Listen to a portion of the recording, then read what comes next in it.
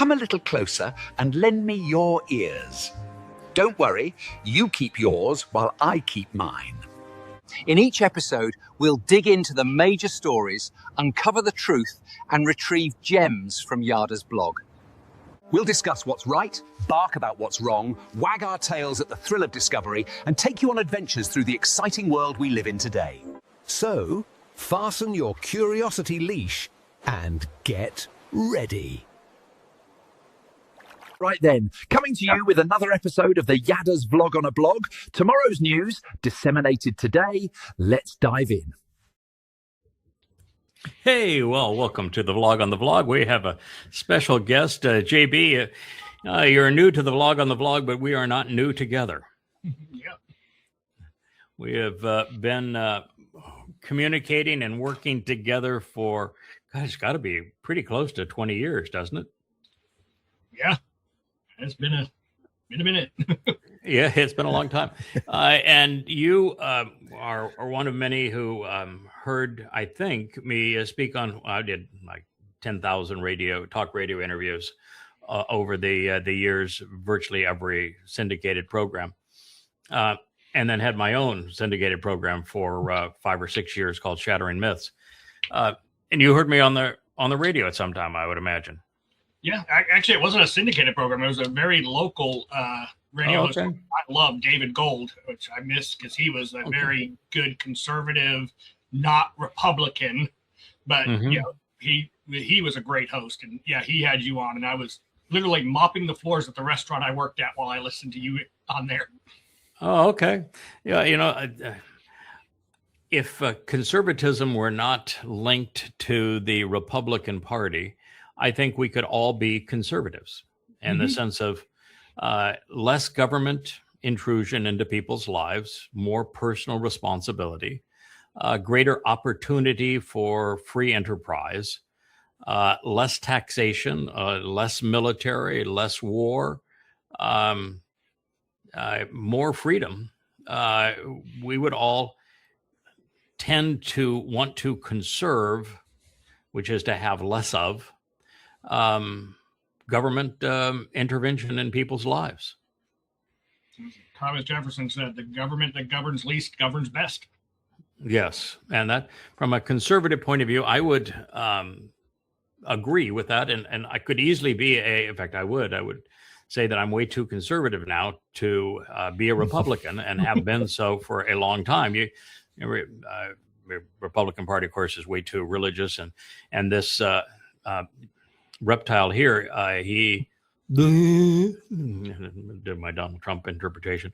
I don't know if I got it right, but at least it was an effort. It's just pathetic. But the MAGAs have completely taken over the Republican Party, so there's nothing left of it other than the reptilian overlord here. But at least, they got one conspiracy theory right after all this time. Reptilian overlords. Who would have thought? Who would have thought they'd have gotten that one right? They managed to do it. So I was on David Gold, huh? And that was, you were sometime in the Dallas area. Was that correct? Yeah. Okay. All right. And what was it that caught your attention? Well, yeah, everything was after 9/11. So, I was fairly interested in Islam. I worked for a Muslim family, actually. The restaurant I worked at was by a Jordanian family who were really good people. But I'd been studying a little bit on Islam ever since 9/11, trying to understand, is it the religion? Is it the extremist? Or, how all that worked. And like I said, I was listening to that. I was very, I've never been very religious, but I was very political. Although not in the sense of like a party, because only election I voted on a president, I did not, thank God, I did not vote for George W. Bush, because 2000 was the first election I could vote for a president. I voted for the Libertarians. Okay. And once upon a time, the Libertarians really had the right answer, which was to liberate us from government tyranny. Less government involvement in our lives. The Libertarian Party is split between two things, and very intelligent people who want to do things right, and people who just want to smoke weed. Well, yeah, there's a lot of. What it goes down to. It's like you got the intellectual libertarians and you got the legalizing part, which I'm all for legalizing. I've never smoked weed in my life, don't have any interest in it, but I'm 100% for legalizing because prohibition doesn't work and it's stupid. And well, honestly, you look at any study, marijuana is safer than alcohol. Which, the fact of the matter is that marijuana is probably medicinal and has so many benefits. It's actually recommended in the Torah. Speaks specifically of hemp. But in my view is that if you're going to go with the libertarian approach or conservatism, all things ought to be free. All things are not good. A society that has some cost or consequence of things that are not good for you, but still makes everything available to you, is much better than a society that tries to restrict every aspect of your life. Prohibition did not work. And so any law against marijuana, in my view, is religious and political paranoia and ultimately stupid. I actually moved to an island where I think marijuana is more prevalent than water. Well, not salt water, but fresh water, perhaps. About a 90% usage rate. I don't personally smoke marijuana. I've been around it most of my adult life since college. I actually like the smell of it. It just does nothing for me. And, you just, you choose the kinds of things that you're going to do in your life that might dull your thought processes for a period of time. And about the furthest I'm going to go is I'll have a beer about once a month and a glass of wine with dinner several nights a week. And maybe when I go to a restaurant, an occasional Mai Tai or well, I haven't had a Mai Tai probably in 10 years, but a margarita. And so, that's about as far as I'm going to go. It's just a matter of choice. Life is a challenge and you want to have your wits about you. And any drug, and marijuana is a drug, it does not have a beneficial effect on your ability to process information. It has a deteriorating effect. So, but anyway, we would both be conservatives, probably libertarians, but there is no advocacy for any kind of involvement in politics in the Torah. God is apolitical and anti-religious. So we have just followed his example and we have opted out. It is actually a prerequisite for the covenant. It doesn't change the fact you can be conservative in your view of human governance, and you can still be non-political. When Yahowah recognized that Adam, who was his firstborn, had the potential for good and bad, but inside of the coddled environment of the garden, didn't have the opportunity to demonstrate that he could do something of value, or that he could fall and get back up, that he could be useful or reliable. And God put him out of the garden along with Yahowah. And Nasalma man, which was the one thing that made Adam distinct from the other humans and other animals outside of the garden, when they became many, God says, "Oh, I regret having created," because many humans were bad humans. That we have the potential, although it is rare, to be good individually. We are always bad collectively. Now, if you take that to its natural conclusion, the more collectivized a government is, or a religious institution, the more people that are part of it, the worse it becomes from God's point of view. And if you look at the history of humanity, we would come to the same conclusion. The larger the empire, the larger the nation, the more influential the individual that is part of a religious sect or whatever, the worse they become. Even in the covenant, it's largely horrible. Yeah, largely in the covenant, it's a collection of individuals. One of the things that's been really interesting here is we've had so many people begin to post their own programs, or become the vlog on the vlog, or do Call Your Net Business program. Is that the overwhelming majority of people who have read my books and come to the site like you did, I did not even know for the first 10 years. And some I didn't know for upwards of 20 years. We had no correspondence, or if we had some correspondence, it was pretty minimal. You're one of the very few people that very early on you started correspondence, and you wanted to ask questions, and we would intellectually spar on issues in a very positive kind of a way. And so you were unique in that I got to know you early on, but that was rare. For the most part, people that read the books, I don't get to know for 10, 15, 20 years sometimes. I was gonna say, even then, it was probably 4 or 5 years into reading it before I reached out to you in an email. And it was only when you started writing Introduction to God and you asked for editors that we started corresponding on a regular basis.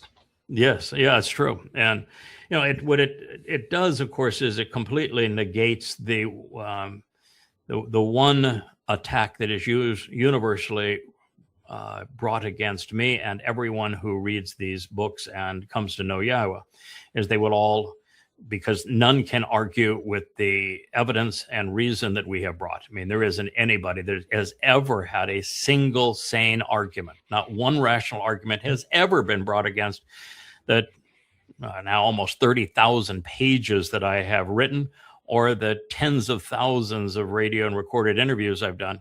I have not experienced a single, and I've answered probably 100,000 emails from people and callers online. I've not had a single person ever raise an issue that negated anything that we have said, ever. And we made a lot of controversial statements that are completely contrary to religion and politics.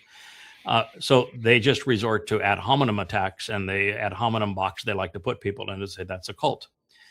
But you can't have a cult if you have none of the traits of a cult. Our leader is Yahowah.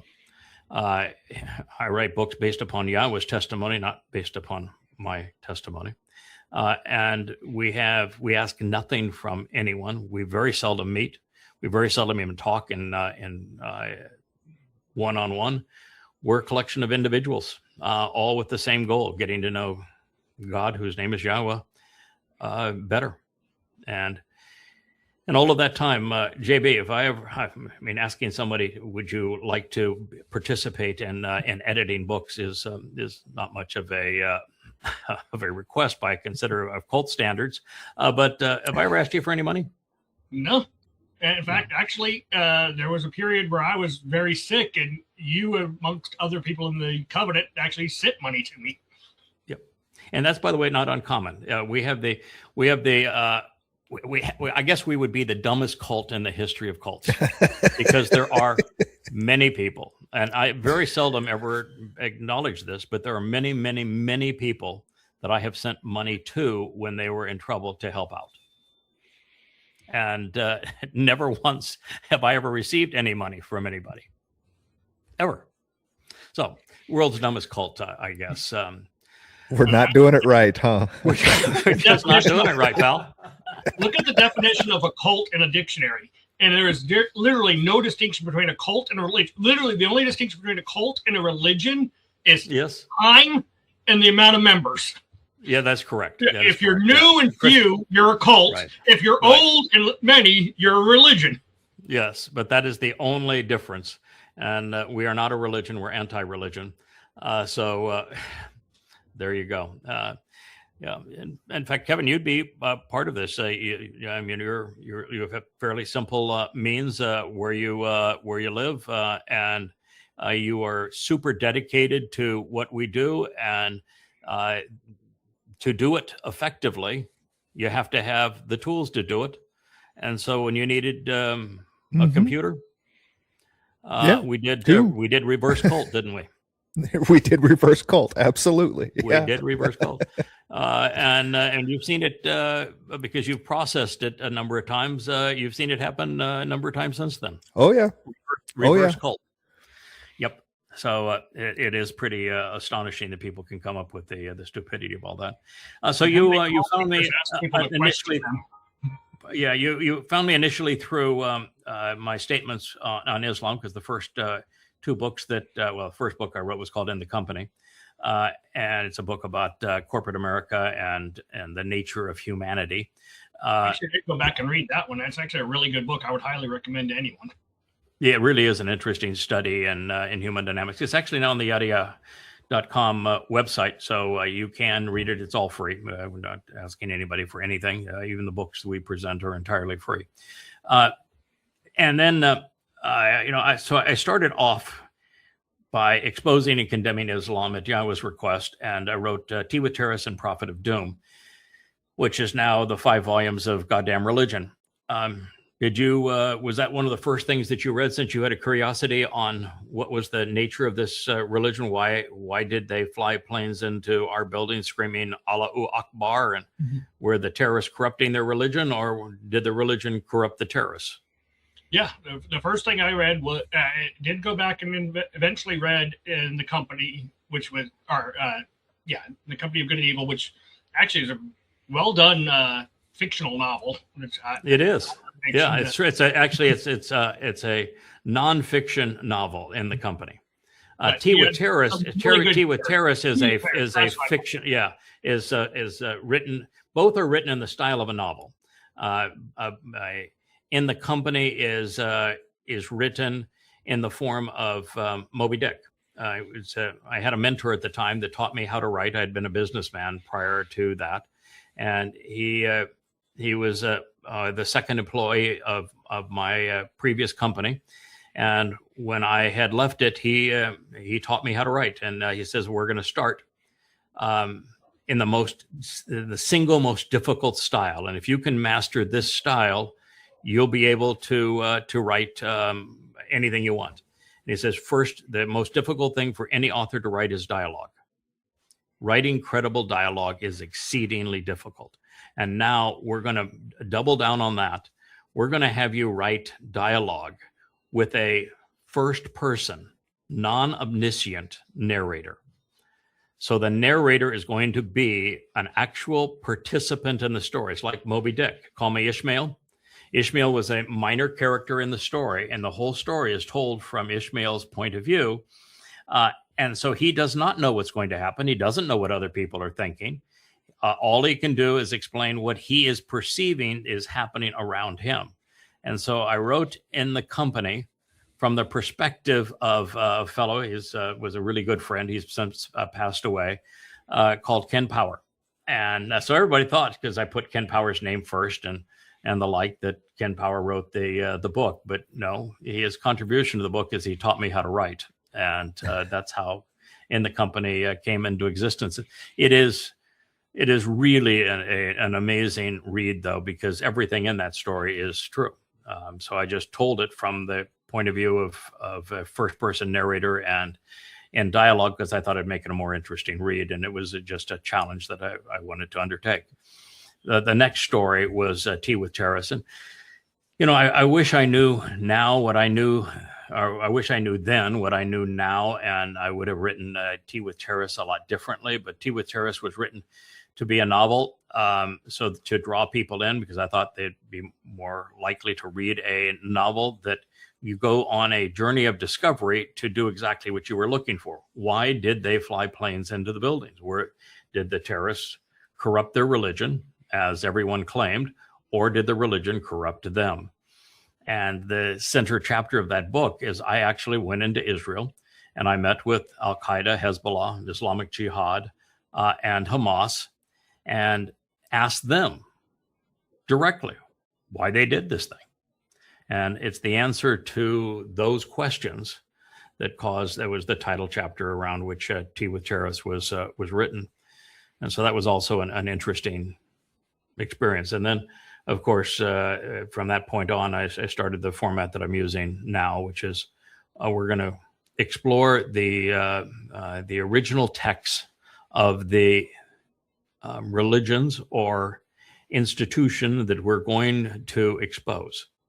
And all I'm going to do is create the most accurate analysis of the history of that text, so you know when it emerged, how well it has survived transmission over time, so that you know the nature of the language that it was written in, so that you know the very nature of the people who wrote it. And then we're going to go to the oldest extant manuscripts and we're going to do something that heretofore hadn't been done. We're going to put everything in chronological order, set it into the context of the lives of the people that are conveying it, and then analyze it under the auspices of the rules of logic. And when you do that, the Torah comes out supreme. And Christian New Testament is completely trashed. The Quran is completely trashed, and there are the books that underlie rabbinical Judaism are completely trashed. So it's the Torah that survives that scrutiny, and the rest fail. So when you started reading, just a few more questions. When you started reading Prophet of Doom, what was your? Because that now goes back 22 years, I think.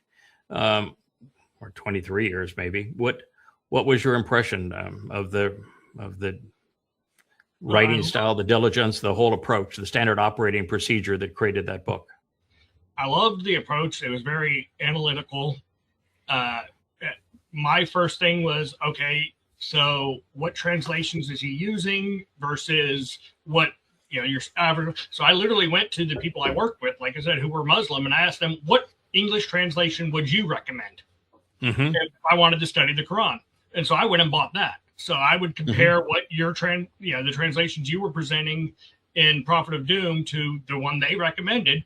And by and large, they were practically the same. I mean, word or two here and there, and the basic differences between translations, but the message was the same.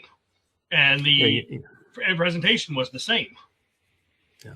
Actually, when I wrote Prophet of Doom, I decided to write it with 5 translations. Yeah. And so almost every passage that I cited from the Quran, and I covered about 70% of the Quran in Prophet of Doom, and I presented 5 translations of it. And the 5 translations that I used were the most popular in the world, which is the one that's published by Saudi Arabia and sent free to places around the world. And it's the most literal. And then the most paraphrased, the most popular in America because it's written in it's like kind of the new international version of the Quran. I included that because it's the most modern, upbeat translation. It tries to make Islam look good.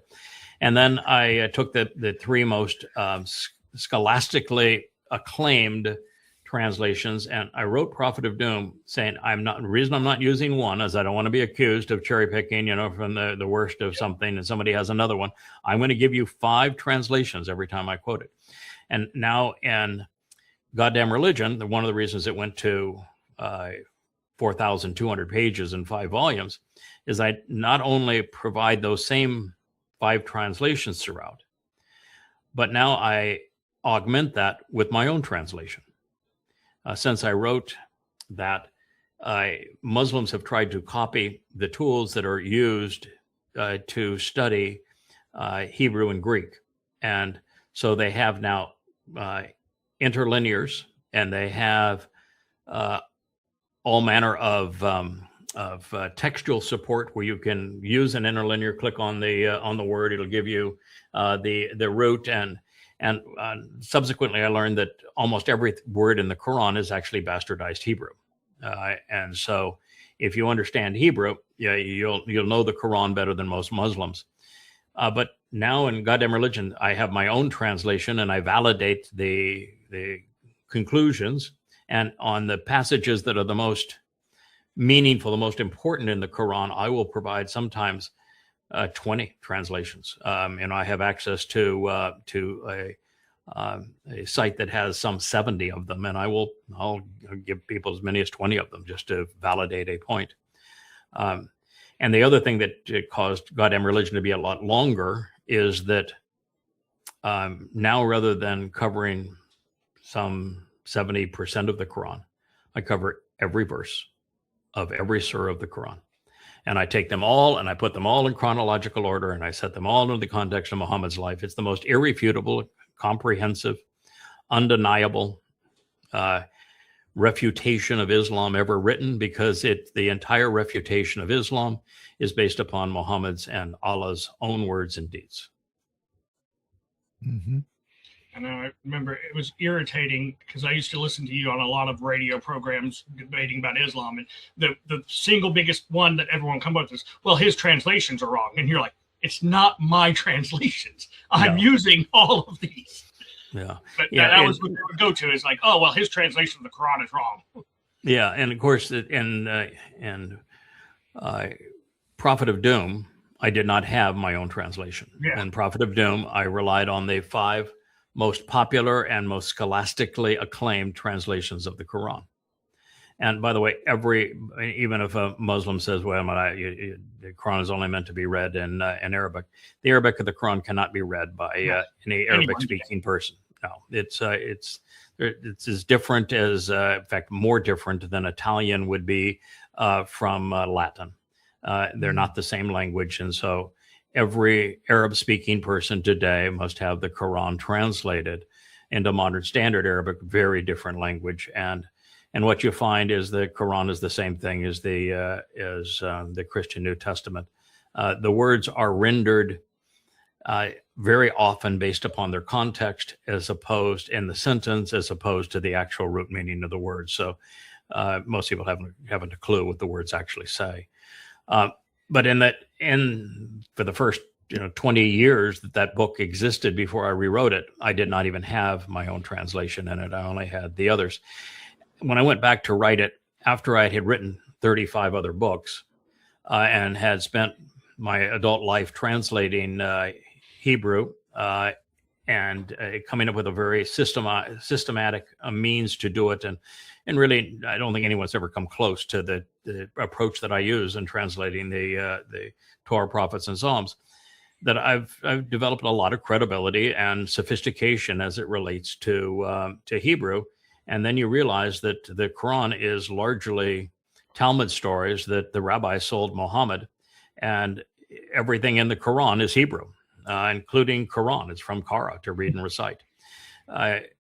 And when you do that, like kafir, the name that is used to slur non-Muslims, it is from the Hebrew word kafar, and it means to cover, to purge, to reconcile, and so it's the people that Allah is screaming against are the very people that Yahowah has valued and has redeemed. And so you just learn all sorts of things when you know the source of those stories, how they came out of the Talmud, and how rabbis sold them to them. And you read things like my Lord and Hebrew would be Adonai, but that's not how it reads in the Quran. It reads rabbi in the Quran, and it's just one of many proofs that it was the rabbis who conned Muhammad. And they wrote the Quran. So now I do have my own translation, in addition to anywhere from 5 others minimal to as many as 30 and 40 for some passages. So yeah, the book is just absolutely irrefutable. That's initially when I was answering emails to Prophet of Doom, and received tens of thousands of death threats. In doing it, I never had anyone come up with a single viable argument against anything that I said. And to disprove Prophet of Doom, now goddamn religion, you'd have to refute every page, because every page is condemning of the religion. Yeah. It also goes to show, if you're going to have a viable debate, the moderator needs to be educated. Because that was the biggest problem on every radio show I ever listened to you on Prophet of Doom, was the host was not educated. And so they would make stupid claims like that. Like, well, he's saying this. Well, that doesn't matter. You should know that that's not a valid argument. Right. That's what the moderator needs to do. Right. Yeah. And that was universal throughout all of that process, is that for a period of 10 years, I was the only person on talk radio and television, I did a lot of television too, who actually knew the religion better than any Muslim knew the religion, and could expose and condemn the reasons for Islamic terrorism factually based upon what Muhammad and Allah had said and done. And I almost universally spoke to an ignorant audience, and was hosted by an ignorant host. That didn't mean that the host was bad. Most of them were actually quite good. They wanted to convey a message. And so long as I was the one taking the hit for saying things that got somebody killed, in most circumstances, they were willing for me to say it. They would typically go out of their way to say, he said it, I didn't say it, so that they didn't themselves get death threats. And that was fine with me. I didn't understand it. Why would somebody want to put themselves in a position to get death threats unless you were absolutely convinced that not only what you're saying was right, but that God himself wanted you to say it. And we went from that to wasn't very much thereafter that I wrote the first book. It was based upon a Zob. It was a translation of Hosea. That goes back probably 19 years ago. Would have followed Prophet of Doom.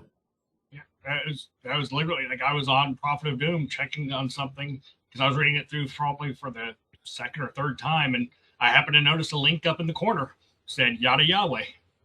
Yeah. But what's this book about? What's this book about? Enjoyed this. This has been informative. What's he got to say here? Yes.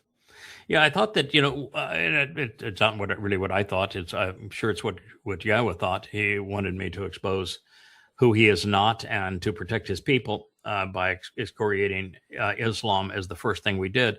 But if you take that same discipline of scrutinizing the original text and drawing conclusions based upon the original text, and you take it into the Torah and prophets, that approach, a standard operating procedure, as they would call it, really worked, and I thought it built on credibility. For somebody to go and scrutinize the Torah and prophets after having eviscerated, Islam. That's no one's ever done that. What an interesting approach. People are either anti-religion and they're going to destroy all religions, which is fine with me. All religions are terrible, but they would never ever think to vindicate Yahowah in the Torah, that approach had just never been done before. Well, and they typically don't try to destroy religion. They attack God. They just associate God with religion, and they throw them all out. I've never seen an atheist ever that attacked God based upon who God is. They always attack God by how the religions portray him. As such, that makes him an easy target because the religions are stupid. I mean, Christianity, God becomes a man. Men can kill God. Your founder of your religion is supposed to be God, but he can't write. Come on. I mean, the whole thing in bodily resurrection, you're going back to the Egyptians, and your whole religion is based upon the same pagan myths that the Romans and the Greeks all venerated. I mean, come on, it's so easy to. That was the lesson that Yahowah taught me, was to separate God from religion, because I had rejected God because I rejected religions, and the idea that God was anti-religious never occurred to me. That's true. So it was just. I'm sure I'm the first person. There may be a God, but I don't know, and I don't know that you can know him. But the idea that you could know God without being a part of a religion was something I had never considered. Yeah, I'm certain that among the tens of thousands of profound insights, unheralded insights in these books that we have made free at yahowah.com. The fact that God is anti-religious, goddamn religion, is one of them. No one prior to this presentation ever considered the fact that God was not only not religious and that you could not know him through religion, but that he absolutely rejected religion, and that the prerequisite for forming a relationship with him is for you to walk away from religion. And I know that that's, even though it's very clear in the Torah and the prophets, no one had ever conveyed that. And so the atheist and agnostic arguments against God were all based upon criticizing the religious God. Yep. You were in that group, because I know one of the first things that resonated with you is when I'm translating the book of Hosea. There it was as plain as day that there are three outcomes for a human soul, and that the vast majority of souls simply die, which means they dissipate into nothing at their mortality, and that very few souls, very, very few, actually muster up to the standard that God's looking for, where he will incorporate them into his covenant.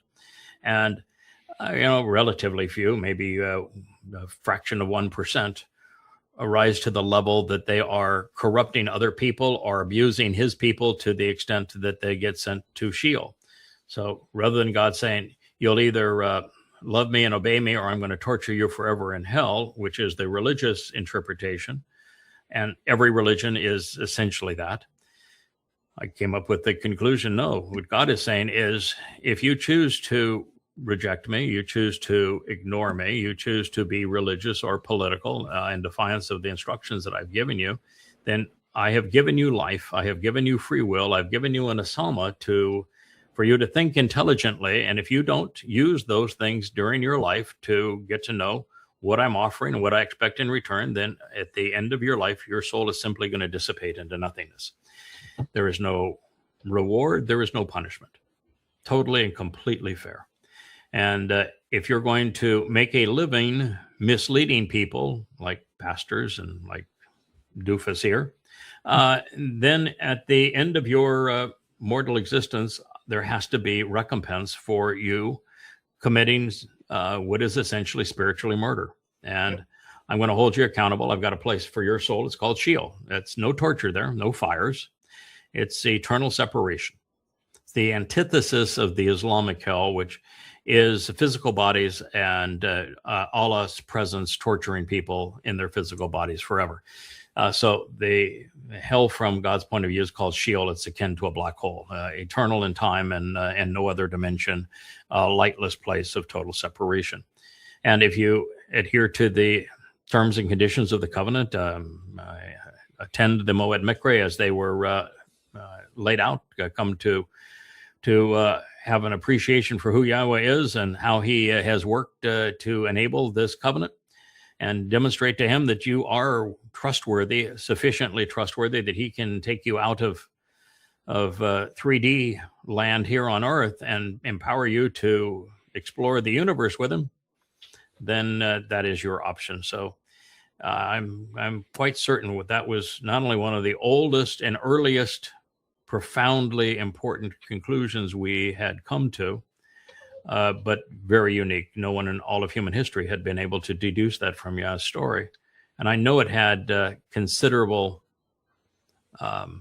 influence on you. Yeah, I think you were one of those who said, wow, that's really insight. That makes all the difference in the world.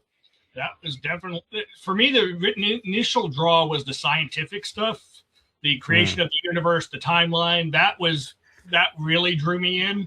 But yeah, that was like one of my biggest objections to virtually all religions was the heaven-hell dichotomy, which is carrot and stick approach, and I'm not behind coercion. So that was one of the earliest things, that drew me in was this idea that there is other options.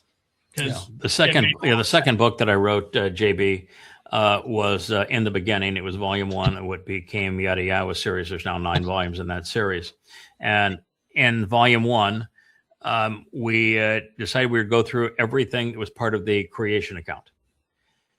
And the very first thing that we came to recognize, and it was, we were helped by unfortunately, the guy is a Kabbalahist and a rabbi, but a scientist named Schroeder, I think is his Gerald name. Schroeder. Yeah. And before I even found Yahowah, I was reading Gerald Schroeder's Hidden Face of God and The Science of God. Great books for the science aspects. Yeah, and as far as they go. And he was, I think, the first that realized that because of relativity, time, when it's presented at 14 billion years since what we now know are the Big Bangs, plural, to this point of view, would have been a much shorter period of time, and that, well, he never did the math actually, and didn't speak much of quark confinement or what the tools were to get there. He at least laid the seed that relativity would indicate that 6 24-hour days in creation, from the point of view of someone telling the story from creation, is very close to the scientific evaluation of how old the universe is. And so I took that grain and began to study what is quark confinement, how they came up with the temperature for quark confinement, how there's 3 different ranges. They took an extreme range, and it's probably the middle range is going to be accurate. And now with the Webb telescope, I feel venerated because there's galaxies and stars that exceed the age of the universe. And so rather than using 13.8, I said it's got to be between 14 and 15. My guess is it's very close to 15 billion years, and we will refine the temperature of quark confinement, and we will recognize that we're not seeing the edge of the universe at this point. And we get better telescopes. We'll look further back in time, and the universe is going to turn out to be closer to 15 billion years. So I did that analysis, and then I did every analysis that you could use, from redshift to star evolution, and the analysis of what we knew at the time, and also of relativity, to say, okay, now I've given you a huge foundation. Now that I've given you this foundation, I'm going to do the math for you. And I took, I went between 14 and 15 billion years. I said, okay, we'll take that. We'll multiply that by years by days from Earth time, because that 14 billion years is calibrated on Earth time, and at creation, Earth didn't exist. We have a 3rd generation star that we're around, and so our planet is 4.5 billion years old, and so the universe is probably 15 billion years old. So you can't use Earth time to calibrate the genesis of the universe. So I said, all right, but we'll go back, and because we're calibrating this in Earth days, and I did the math to put it into days, and talked about what the Wilkinson probe had deduced from the cosmic microwave radiation that is still emanating from what we had thought at one time was a Big Bang. Now we know it is Big Bangs, plural. But it's I think it's 2.73 degrees Kelvin. And when you look at the wavelength from that, you know that time was stretched by 10 to the 12th power in the proximity of such enormous energy and velocity that would have occurred at the Big Bang, and that would gradually dissipate over time as things moved out from those central points. So a witness to creation, or someone who was actually the creator, would have perceived let's use 15 billion years, that the universe is old. When you divide that by 10 to the 12th power, it is exactly 6 24-hour days. And so the 6 24-hour days that of creation and the 15 billion year age of the universe are exactly the same. Well, and then you broke it down into the epochs of what each day, how long that was, and what happened, what Yahowah said happened during that day. It perfectly matches what actually happened. It perfectly matched to the degree we knew at the time. I know I wrote that book now 20 years ago, 18 to 20 years ago. And subsequently, there are things like a discussion in the second day of enormous amounts of water serving as the nurseries for stars. And there was some indication at the time that we were beginning to find large reservoirs of water in the cosmos. And then science was moving towards, they seem to be the nursery for stars in these enormous reservoirs of water. And subsequently, we have found that they are ubiquitous throughout the universe, and that they are the nursery for stars, and that the second day depiction of water as such is absolutely true. And so if I were to rewrite it now, I would have probably 10 times the ammunition that I had 18 years ago. But still, at 18 years ago, even now, here you're talking about it, and you remember those correlations of the epochs. And we went right through even to plant life and then the difference between plant life and animal life with a nefesh, a consciousness, and what consciousness enabled, and the Cambrian explosion and the time of the Cambrian explosion, and the fact that the 25 phyla of animal types all came into existence at exactly the same time, which means macroevolution is a complete and utter farce, and every scientist knows it's a complete and utter farce. And also, for all of those life forms to come into existence at exactly the same time means that that's this whole notion that was originally published in Nature, that given enough time, the impossible becomes probable, and then enough time, and the probable becomes certain. Well, they've had to write a retraction on that because, well, guess what? They didn't have a lot of time. They had a very, very, very short period of time. It was like microseconds. So the Torah account was so insightful and so correct. And of course, it wasn't until just a couple of years ago that we went back and listen, I always knew that the fourth day was not talking about the sun and the moon. It was because there's a Hebrew word for sun and a Hebrew word for moon, Shemesh and Yurik, and it wasn't used. And so what we realized is that the greater and lesser luminaries originally just became visible because the carbon dioxide that was so prevalent on the Earth eventually became more oxygen rich and transparent after the creation of plant life, particularly in the oceans, did a transformative effect of consuming carbon dioxide and producing oxygen. In fact, at one point, the oxygen levels on our planet were at close to 40%. They're down at 21% now, but we had an oxygen level of about 40%, which was actually caustic to life. It's what happened in the Apollo 1 spacecraft. You get too much oxygen in the air, and a spark is like a bomb. So anyway, it transformed the atmosphere into translucent and then transparent. And so I said, that's what this is talking about. And you can go right back to the science, and yes, that's true. So what it demonstrates is that every depiction throughout creation, that whole story, is true scientifically. It's true also, though, from a spiritual teaching point of view, and nothing more important than the fourth day, where the two luminaries, the Gadol and Katan Meoreth, happen to be the two most important people in God's story.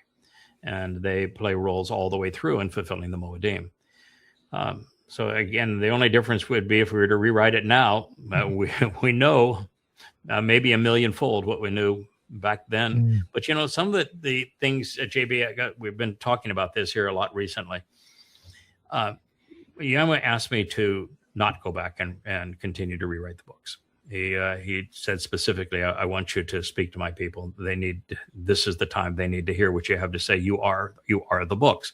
And what he also knew is that we would begin to learn at a geometric rate. Yeah, it's a hugely increased rate, and because a foundation of knowledge makes that possible. And plus, I think it's the time when I was just releasing memories and also inspired understanding. And what we can do now is we can go from inspiration to communication in a matter of minutes. Sometimes the inspiration comes in the middle of a program, and we're just going to stop the program we're doing. So we're now going to talk about, this is what I have just foreseen. This is what this means. And so God knew that was the important thing to do, and that there was enormous credibility that comes through that. But I think he also realized that people aren't reading anymore. We're part of a generation that no longer exists. It's text to speech. They even have their affairs with their AI buddy by talking to the AI buddy, and the AI buddy talking back to them.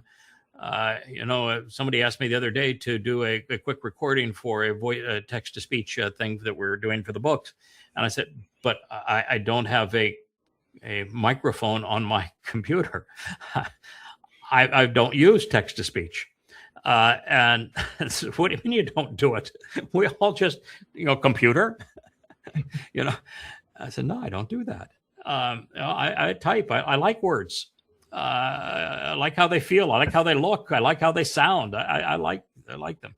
So you realize that people just don't read, and it's why X and Facebook thrive on those little short videos and images with 2 or 3 words, 4 or 5 words. You get much past 8 to 10 words, and you've zoned people out. And that's why we're doing the vlog on the vlog, is because we're going to bring you the news that you need to know, even from the reptilian overlord here, in oral format.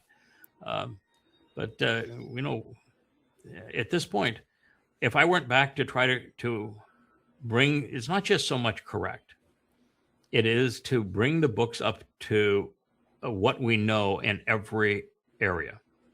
First of all, the almost 30,000 pages would become 60,000 pages. And already it's a full year's reading. If you get donated 3 hours every night to reading, it's a full year. So we're going to make it 2 years of reading. And the other thing would be is that it would take, now with 30,000 pages, take 3 years to go through them all. And then the other issue is it's going to shortchange what we're learning, because you'd be spending all your time enhancing and incorporating what you have learned into the old books.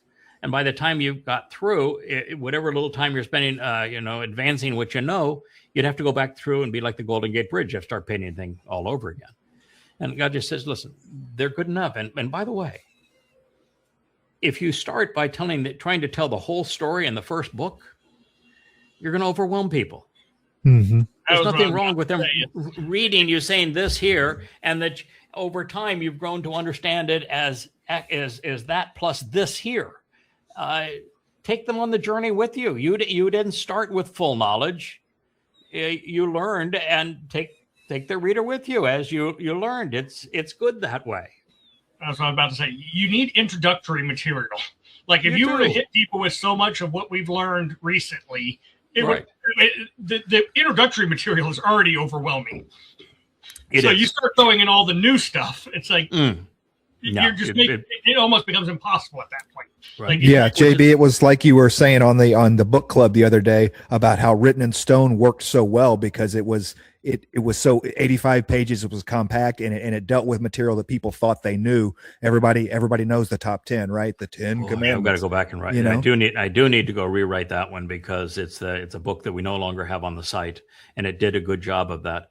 The reason that I did not include it in the recent published materials is that it does require, that book really requires a complete rewrite. And it's largely because of what is said on the first 3 statements pretty much had nailed. Don't be religious. God's only got one name. It's Yahowah. And the unforgivable sin, the thing that you can never recover from, is changing, altering, negating anything pursuant to Yahweh's name. Those 3 are very clear, and they were very clear then. I probably know 100 times more about those things now than before. But it's in the next 2 that our understanding has become profound. Yeah, what is the Shabat all about? How is it really is an actionable day? And what is God celebrating during the Shabat, and what are the examples that he is bringing? And then who are the parents that you should view as significant? I'm about ready to write 200 pages on those parents, and we already have a volume called The Last Word Picture, the Mashal, that introduces the world to them, and it's about 600 pages there. But they turn out to be really important characters in God's story. And they are not your earthly parents. Well, that is, unless you happen to be one of the characters that they gave birth to in that story. And there's really none of them around right now. They're listening. Well, they probably are listening, but they're up in Shamayim with much better knowledge than I have. Although I've been there with them. You just don't, when you get redeployed, there is a learning curve always, because God really wants you to be grounded, and it's just more important that way. But It's a lot of work. I hope to do it. I'm going to do it. I've got these 3 volumes of Coming Home that I'm trying to publish simultaneously. And I've got another 200 pages to write of volume 6. And I've just finished my evaluation of Moshe. That wasn't his first life. It was Joseph. And his mom and dad were not random. His mom and dad are essential players throughout God's story. And the Amma that nursed him wasn't just some random employee of Miss Pharaoh. No, she was his mother. And and by the way, he was not released to the care of Pharaoh's household until he was a full-ass grown man. He was somewhere in his 20s, maybe even his 30s, could have even been almost 40. Because you go from him being brought back to Pharaoh's daughter, who paid for his upbringing and provided shelter for his upbringing so he could be raised by his mother and father. You go from mom, who was called the Amma, and also has a name of Yochebed, significant to Yahowah. She raises him to Gadol status, significant in stature, powerful man, big, powerful, imposing man. And that's when she turns over to Pharaoh. And then the next line is that he walked out of Pharaoh's household, saw the taskmasters beating a Hebrew to death, and it was one of his brethren, and he knew him, and he killed the taskmaster. So he wasn't in Pharaoh's household, but days, and that's what it actually says. But very interesting, so different. It's like what you just said, JB. You start with material that people say, "Oh, I know that story," and it turns out that's not the story at all, not even close. And so you'll get a kick out of it's really an interesting reveal as to Moshe's actual upbringing and who he was and how he was positioned to do all of this. All right, so that's quite an adventure down our history together. Yeah, our history together, and I think it's interesting because you have a very credible voice in the Covenant family. People trust you because you've been consistent, which is really important for earning trust. You've been consistent now for 20 years in doing this. One of the very first things that you did is you created a website, the Bless Yahowah website, and you have probably the only full presentation of all of the audios that I've done, the talk shows and shattering myths shows and the Yahowah vlog that we did, not vlog, but the Yada Yada Radio that we did for so many years. You were a host on that show. And then you had your own translations and you presented the books as we would write them. And you've been a credible rock in this Covenant family for a very long time. Just one correction there. Bless Yahowah was actually Richard McCord's website. And I just want to give him credit for that because he did great with that. Mine is Yahowah Beryth. Yeah, okay, Yahowah Beryth. I'm sorry. Yahowah Beryth. I just don't want to take credit for Richard's work because he did great with his website. Richard McCord is who you're talking about. Richard McCord was a really interesting fellow, and we ran into each other about the same time I met you. He was down and out in the world. I mean, it's hard to imagine a guy that suffered more than he did. He really had a rough go of it, and yet he survived, overcame, and in that process, he came to know Yahowah and was very active in the covenant. He would also like to spar on issues, and for the most part did so. He didn't have quite the finesse that you had, or quite the intellect that you had, and so sometimes he would get a little overheated in his presentations. But I loved the man's passion, and we really had a very good private relationship where we exchanged emails probably every other day, and I felt like it was really a part of his life, and he did really marvelous thing. So you're right. That is Bless Yahowah and your Yahowah Beryth. That's actually a better name. Yahowah's covenant, which is really all that Yahowah cares about, is his covenant family. And so, yeah, that's it. It goes back a long time, doesn't it? Richard hasn't been with us for probably over a decade now. Yeah, those were the two most important websites for me when I was first introduced. Yeah, Richard's saying here that your website and Richard's were the most important to him, because you guys did such a spectacular job of really making everything available. You could listen to any radio program we had done, radio, plus have access to all the books and additional material and writings and thoughts. And my biggest reason for creating the site was the idea that, all the internet suppression that was going on, that's been increasing and increasing, is, you're very public, you're very well known. So I could see them trying to shut down your site. And I wanted to have a secondary repository for all that information. And I appreciate that. There are, in the early days when I was focusing mostly on exposing and excoriating Islam, my site was shut down places around the world. I would get letters, detailed letters from intelligence officers in the U.S. military, particularly those involved in the Afghanistan and Iraq war, and said, we've read all of your books and listened to all your shows. You're clearly the foremost expert on what we're fighting here. And yet the Department of Defense shut down the website. So that if you were enlisted, you couldn't read it. But the intelligence officers were all over it.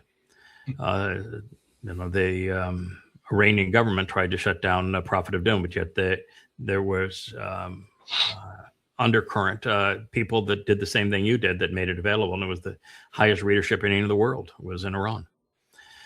So I appreciate you doing that, and it has always been the struggle. It's why social media is so hostile to us, because the message we have to convey is the antithesis of everything that the AI is running social media. Unpopular opinion in the world. Yeah, it's the most unpopular opinion in the world, which is God's message is anti-Christian, anti-Islamic, anti-Judaism. It's anti-political. It's anti-conspiratorial.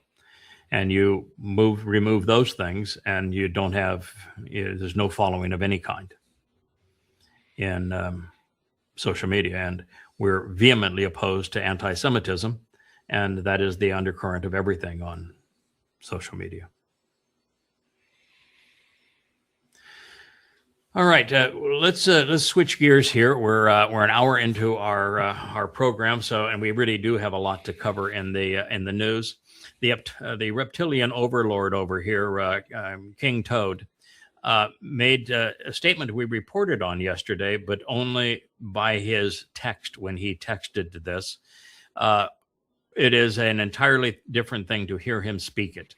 But as an introduction, point one of his memorandum of understanding, which he says is nothing. It's not an agreement. That's not true. It has his signature, and it says you have agreed to these things. And in Article 1, one of the clauses in Article 1 is that all parties disengage from threatening the use of force. So by saying that he's going to drop bombs on people, or that I'm going to, if I want to a different agreement, I'm going to drop bombs on them, is in direct violation of his own agreement. I mean, he doesn't read and he doesn't think, so I don't know that, but it is a complete and utter violation of his own agreement. It is also insane. The definition of insanity is doing the same thing over and over again and expecting a different result. And we have now done that over and over again with Iran, and it makes the situation worse every time this nincompoop decides to drop bombs on people.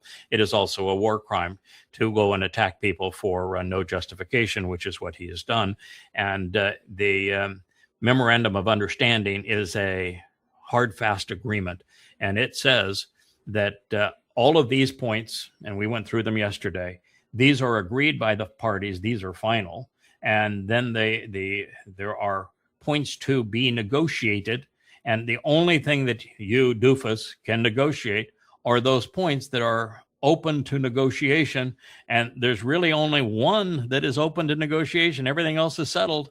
And that is the disposition of Iran's enriched uranium.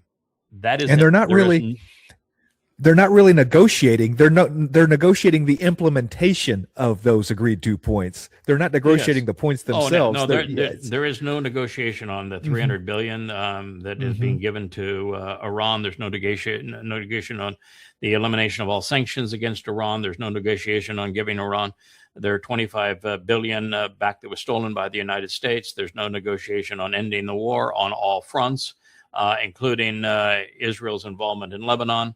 There's no negotiation on giving Iran total control over the Strait of Hormuz or of Iran's ability to charge whatever fee they wish to charge on the Strait of Hormuz after the passage of 60 days, the removal of U.S. troops from the region, the end of the blockade, non-interference in each other's governments, no continuation of the war, no threat of force. All of those things are absolutely agreed to. There's no negotiation on any of them. That is what the memorandum says that he signed. The only point that is negotiable is the disposition of enriched uranium. There is no negotiation on whether or not Iran can have a nuclear program. That has been agreed to. Yes, they can. There's no negotiation whatsoever on Iran's ability to continue to use their centrifuges to enrich uranium. They have that right. There's no negotiation on their mines to mine additional uranium. That is outside the scope of this. The last 2 points of this, the second to last, says that the only points subject to negotiation are those that are specifically to be negotiated, and they're really the only one is on the disposition of their enriched uranium. Iran is on record saying before, we don't want a nuclear bomb. We're not going to have a nuclear bomb. So that is not negotiable. It was a non-negotiable point previous, non-negotiable point now. And so it's only the disposition of uranium, and it's actually not the removal of it. The only negotiation is how much and by whom and to what extent is it downgraded from a certain percent to another percent. It doesn't even say the degree that it has to be downgraded. It doesn't specify who's going to oversee it, but it's not removed. It's just downgraded, but doesn't say how much, and doesn't say what happens after it's downgraded, whether it be taken right back.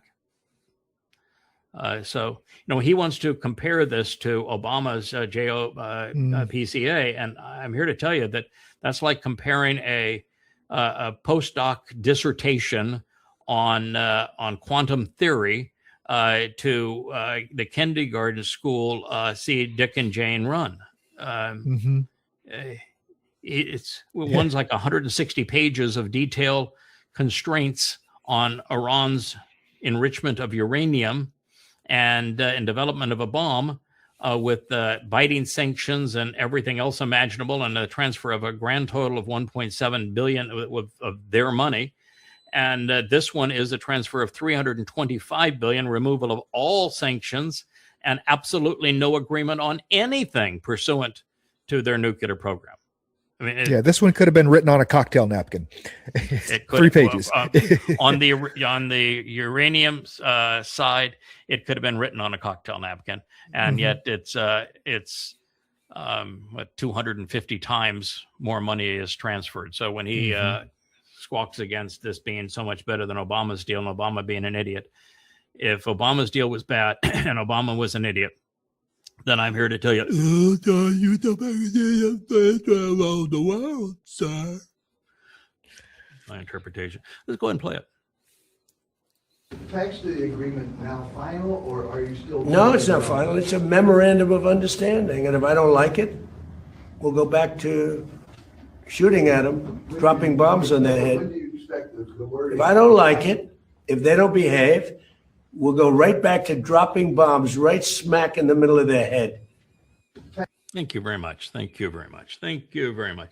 I really appreciate it when the dumpster here will says things that affirm our conclusion that he is Rahab, that he is Satan incarnate, and that he is going to be the most vile man in the history of humanity, and that he is the person that Christians have been searching for, that they call the Antichrist. There he is.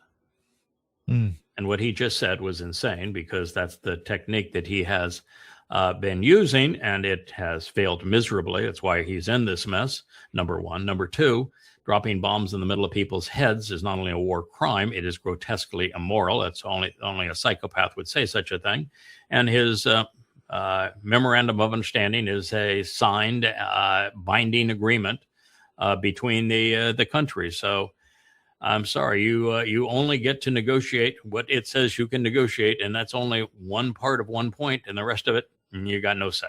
You've already given everything away. You got nothing to negotiate. And it was the art of the steal. And what you did is you stole the future of America, and you stole the future of Israel. Duh. You can only negotiate a deal when you have leverage. Iran had all the leverage in this negotiation.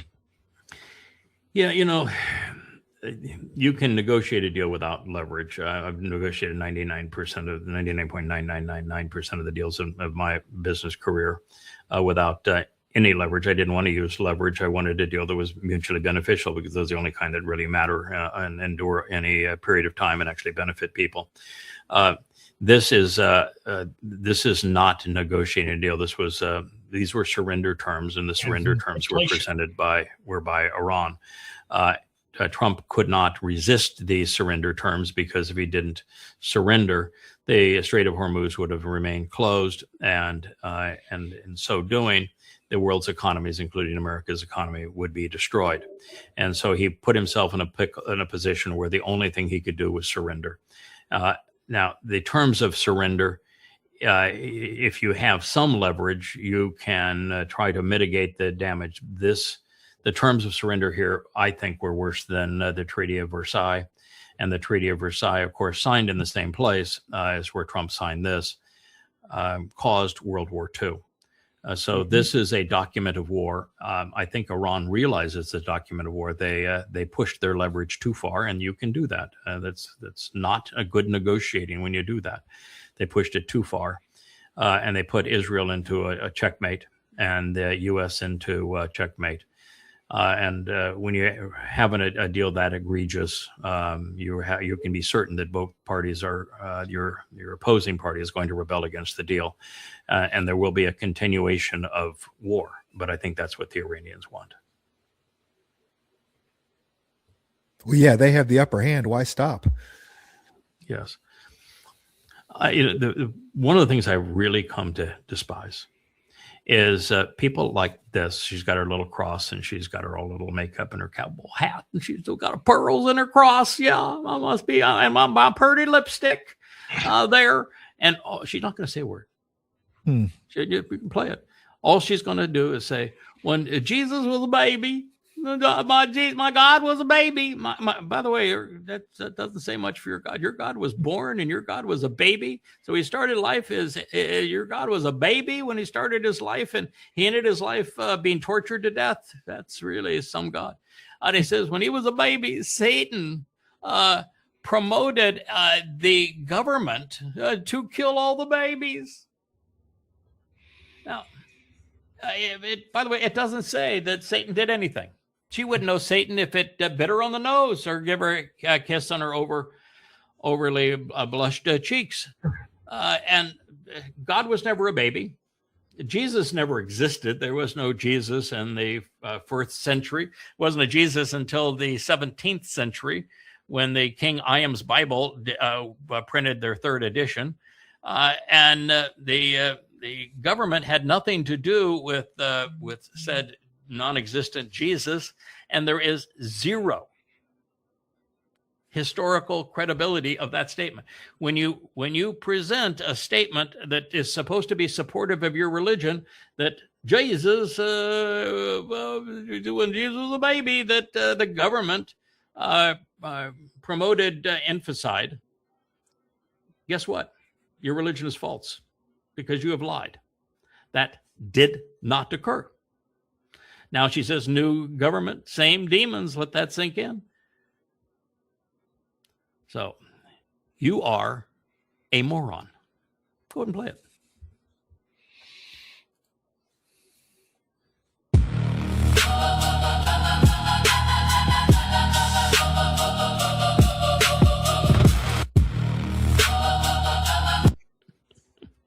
I hate the religious that want to put everything on Satan.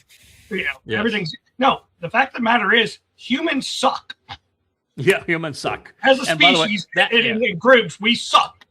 Yes, humans do suck. God made that point very clear. And oh, by the way, Jesus never existed. God was never a baby, and the government of Roman control never and ever promoted an infanticide, ever. So every bit of that is stupid. But the keyboard jihadists now are doing a lot of this now, which is they put something up above and they sit down and they just gloat, particularly if it's destructive to Israel. And most of what they're doing is AI has created a fake film, and they just sit there and gloat like she is doing here. And it is, I just think it's reprehensible. And I don't know if I'm more frustrated that there are nincompoops like this who do it, or that it must be popular because it's such a high percentage of the post that Facebook promotes, so that this appeals to people. Yes, in the urban vernacular, this is called thought content. Okay, THOT. And this is what they call that hoe over there. So this is what is considered thoughtful content. It is, she literally says nothing. She has no message. It is just a face and this, and then it is 100% for attention. Okay. I didn't know Why that. I avoid social media. Oh, it is just a swamp of, but here's the problem. I would like to completely ignore it too. But social media is the media today. It has replaced a irresponsible media with a grossly less responsible media. And as today, the interaction between AI and humans is via social media. Social media is the realm of AI. It's controlled by AI. The posts are made by AI. This is not an actual person. It's all of it is all done to create images that people want to project. And it's all to drive algorithms that are run by AI to sell a message that is AI. And it's just pathetic, but it is our culture. It is what has happened to humankind. I love the irony. We're creating AI images and AI videos to trigger AI algorithms. All to drive revenue. Yes. So you look at this picture here, and tell me, can you please count the Hamas operatives here, or is everybody here in a civilian? This dude's got a green shirt. I don't know. I mean, Hamas wears green. It's not even Hamas green, but yeah. So let's just be clear. What you're looking at here, that ain't Hamas. Could there have been some Hamas members in the midst of the group? Yeah, possibly. One headband. But yeah, the fact of the matter is that what you're looking at is symbolic of 10/7. 80+% of every picture you see of 10/7, 80+% are average Muslims, boys and young men from Gaza. 10/7 was not a Hamas act. It was an Islamic invasion. And not only that, Hamas was waging a war of public opinion long before 10/7. These are today the IDF released to the Jerusalem Post the last documents from Sinwar and his cadre of Muslims that were part of his council. And the what it says is that prior to 10/7, that Hamas, through Qatar, was funding protesters from colleges around the world, particularly in the United States and in Europe, to march on Israeli embassies and to march on the street and calling Israel genocidal while they were days away from perpetrating a genocidal attack on Israel. And that the idiots, the Marxists in today's universities fell for it and did exactly that. So the document lists a number of issues and recommendations saying, for example, I quote, "It is critical to push the public sphere of slogans. From the river to the sea, Palestine will be free. Israel is committing genocide," slogans. Such as Al-Aqsa. Al-Aqsa is the name of the movement, Al-Aqsa Flood. Al-Aqsa is actually a blight. It's a curse on Islam. If you know the story of how Al-Aqsa came to be between the Quran and the Hadith, it's such a mockery of the idiocy of Muhammad and the stupidity of Allah. Al-Aqsa, when known from the earliest sources, proves that Islam is nothing but a farce. But they also know that people aren't going to do what I did, which is to do the study to prove that Al-Aqsa is a complete and utter farce. The security prisoners, the enemy aggressiveness against West Bank Palestinians, this whole thing about the settlers and the settlers being the fall guys, that's staged propaganda by Hamas, removing the Gaza Sea blockade as if Gaza should be able to import any amount of rockets and guns and whatever other weapons they want. The right to work and right to travel. That means that they should have free access to Israel. They shouldn't have to knock down the fence to go into Israel and learn where the kindergartens are so that they can be more effective in destroying them and killing the kindergartners, and the right to medical care without being extorted at the Eretz crossing. In other words, the medical care for those who are now scheming to kill and abduct Jews and to torture Jews needs to be provided by Israel. They're complaining that Israel's hospitals are not immediately available to Gazan Muslims when the Gazan Muslims are here, not just plotting, but will within days go off and murder 1,200 Jews. Think about the audacity of that. Create your own hospitals. Maybe have your people learn to become doctors. Yeah, and parasites on society. Yeah, don't put Hamas centers underneath those hospitals. These must be inculcated with determination into the national Palestinian consciousness. In other words, all of these complaints against Israel have to be part of the whole myth of the Palestinian story, of which there, of course, is no such thing as a Palestinian, and he knew it. Next, it recommended that all military forces be kept up to date and ready to act so that there is a comprehensive efforts with Qatar. Collaborator. First one listed. Turkey, collaborator. Algeria, collaborator. Kuwait, to keep pressure on Israel to improve this humanitarian and unemployment situation. Why is it Israel's responsibility to employ those trying to kill them? Those who are going to demonstrate that they celebrate killing them. And yet, look who the collaborators are. Qatar, Turkey, Algeria, and Kuwait.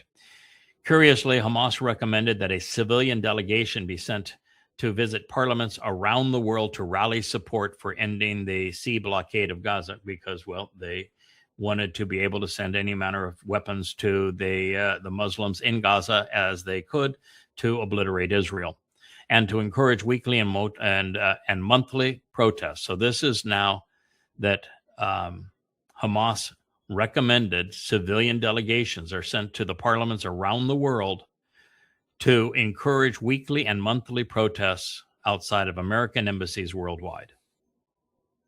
So they had begun to fight the war of public opinion based upon their talking points and they were going to do the most horrid crime ever and have sympathy worldwide because of the morons that are part of that Marxist collaboration with them. This is stunning. All right, so we got a lot to cover, so I'll let you go on. I don't blame you for not wanting to add to that. That's pretty sick, isn't it? There are so many times that people claim that the Epic of Gilgamesh precedes the story of Noach, and that the story of Noach was based upon it. And I'm here to say, as Noach, that is just not true.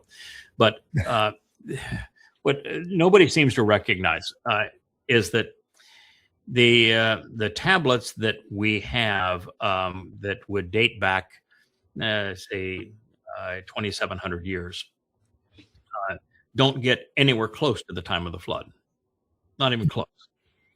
And that they not only is the Torah history of what occurred 700 years older than the oldest one of those clay tablets. The story that the Torah tells with great specificity and detail actually begins 3,300 years before the oldest extant tablets of the Gilgamesh tale. The other thing that's also important to know is that the story that you have been told of Gilgamesh and the whole flood and that sort of thing, that's not in the oldest tablets. It's 1,500 years thereafter. There are papyrus translations of it that with all of that amount of time may have nothing even to do with the old fable. But the majority of what we're reading is so far distant, so far after the flood and the Torah. To compare them is to say, okay, well, I've got a fragment that's got 3% of the story. And I want to compare that. I want to expand the 3% of the story into 100% of the story, with a 97% of the story that doesn't materialize for another 2,000 years or 2,500 years is the one that I'm going to use that says that it predates your story, which took place 3,500 years before the affirmation of my story. But you don't have an honest person that does this, because if they go into this, they have an agenda. And the agenda is always to say that the Gilgamesh story precedes the Torah story of the flood, and it's just not true. The other thing that is the part of the stupidity of this is man's focus, particularly scholastic focus. They want to say there was an ark, there was a good man, there were family members, and there were animals, and there was a flood. Therefore, it's the same story, and one just the Torah just ripped off the Gilgamesh story. But the problem is, I've read everything in the original clay text and everything that has been subsequently written about that epic. And those two stories differ by in the range of 99.5%. There's almost no correlation between the stories. So you can't say that one story was based on the other when they differ 99 times more than they coincide. So just ultimately stupid what people are willing to believe. Well, even beyond that, if you think about it logically, say it did predate it. Say it was accurate to it. They were the same exact story. If the event actually happened, that, it makes sense that, somebody would have wrote about it. So it doesn't negate, one does not negate the other, even if it were true what people want to claim about it. It's stupid to dismiss one because the other exists. Yeah, my point is that yes, that is true.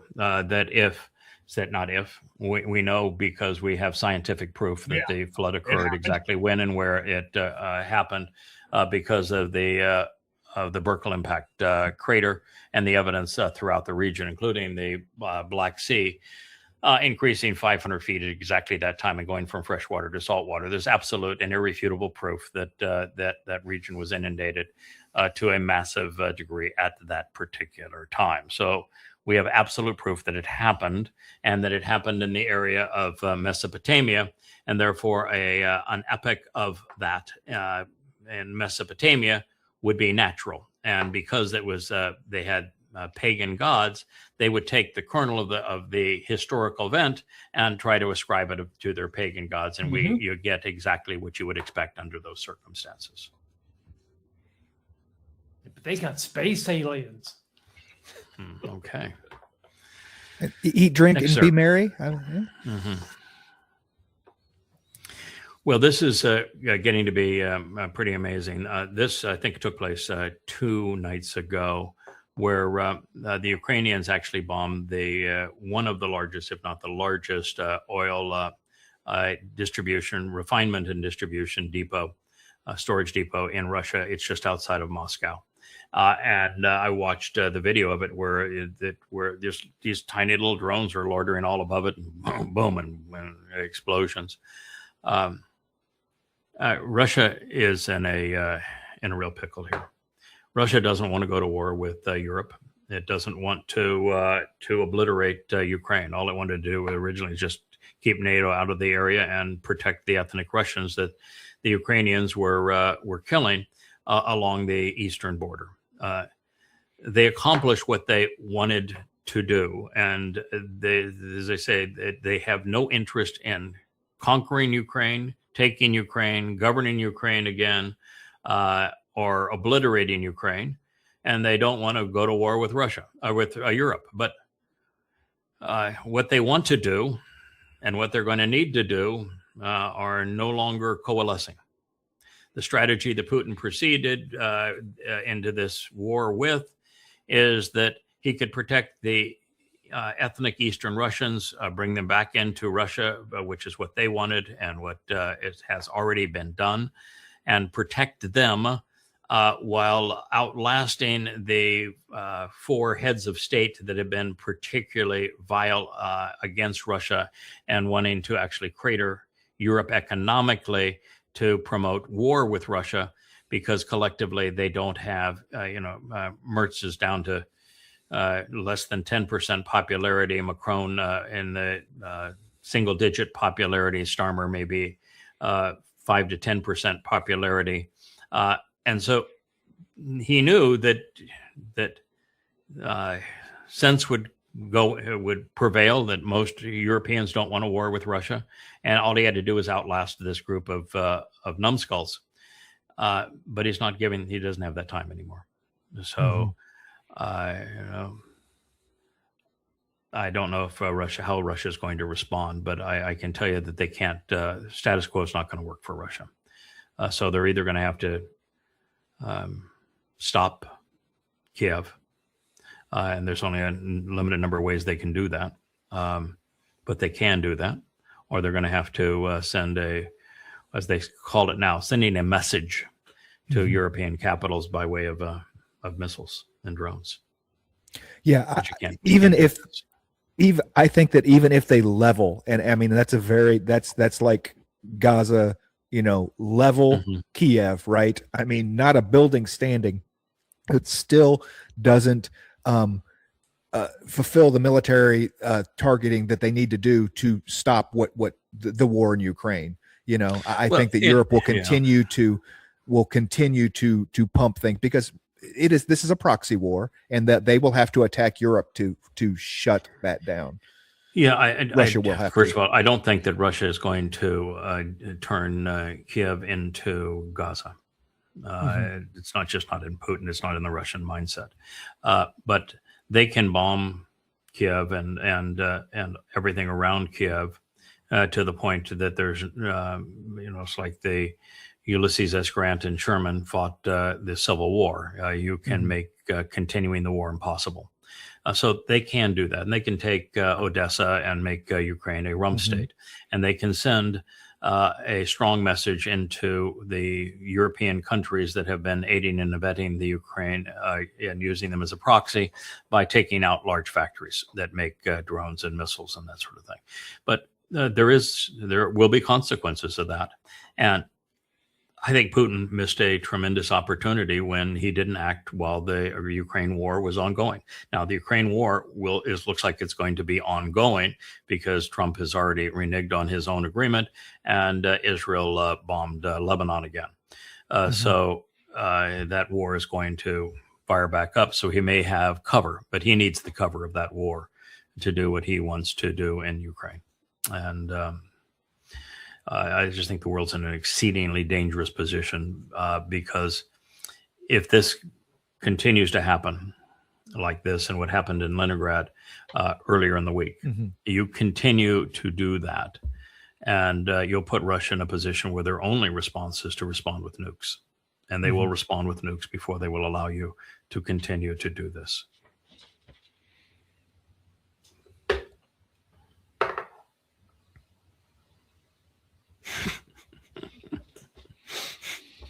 Don't need to say much here, do you? Drain the swamp, right? Drain the swamp, and you turn the reflecting pool into swamp. The blue paint they put on the bottom is already peeling up. What, 14, 15, I don't know, $1 million non-contested bid from a donor, and he turned it into a swamp. That's the reflecting pool, all right. That's what he should see. A clown.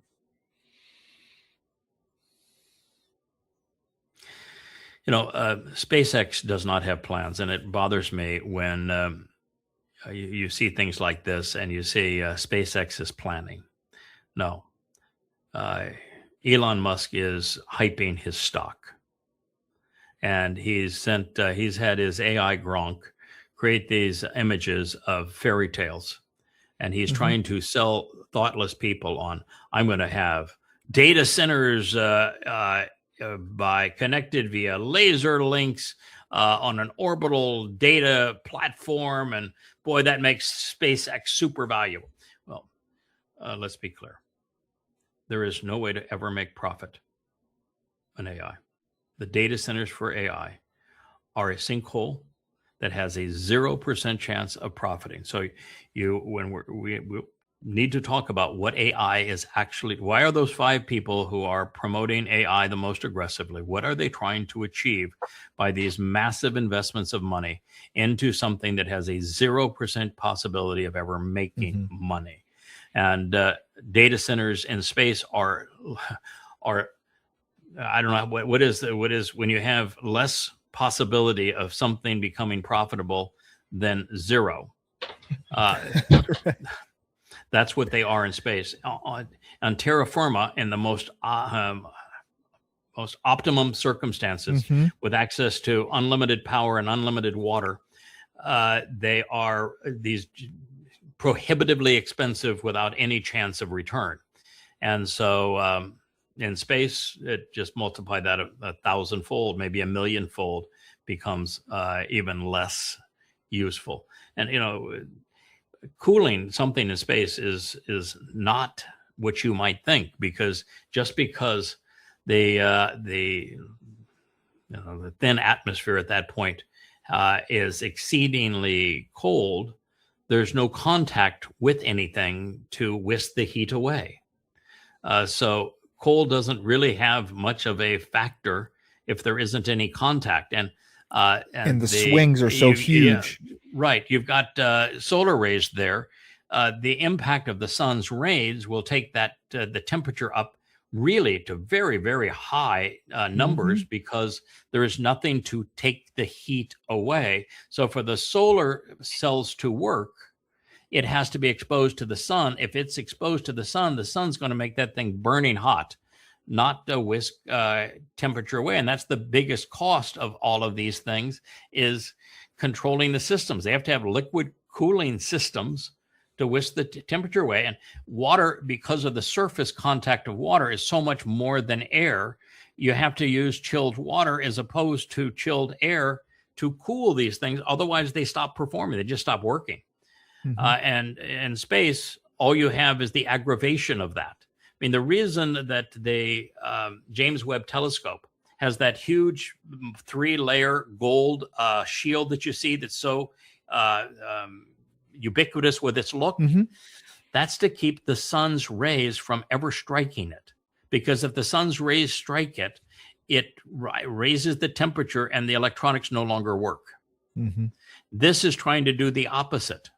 It's trying to generate electricity through the solar panels, which means this is a complete and utter farce. He is not revealing what he is planning.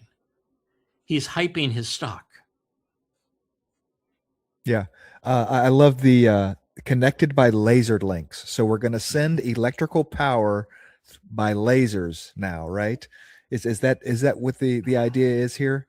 That we're going to generate electricity in space. And so if we can send it through a laser to the next panel, right, to the next station, why can't we send it to Earth, right? Oh, wow. Well, the data, a laser would not be the right way to send the data. And a laser is not going to send the energy. It's not going to send the data.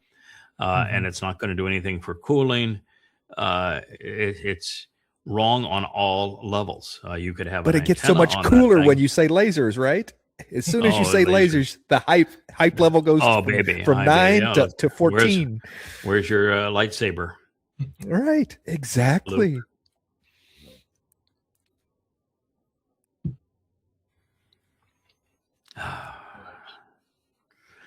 Democrats, eyeliner boy wants you to know. Democrats have become anti-Semitic, anti-Christian, and anti-white. Well, that's true. The Dems are anti-Semitic, probably 95%. Anti-Christian, not so much. I don't think they care. Anti-white, not really anti-white, but the anti-Semitic part's right. But the thing about the Republican Party is that if you work hard, you play by the rules, boy, that would sure be Donald Trump, right?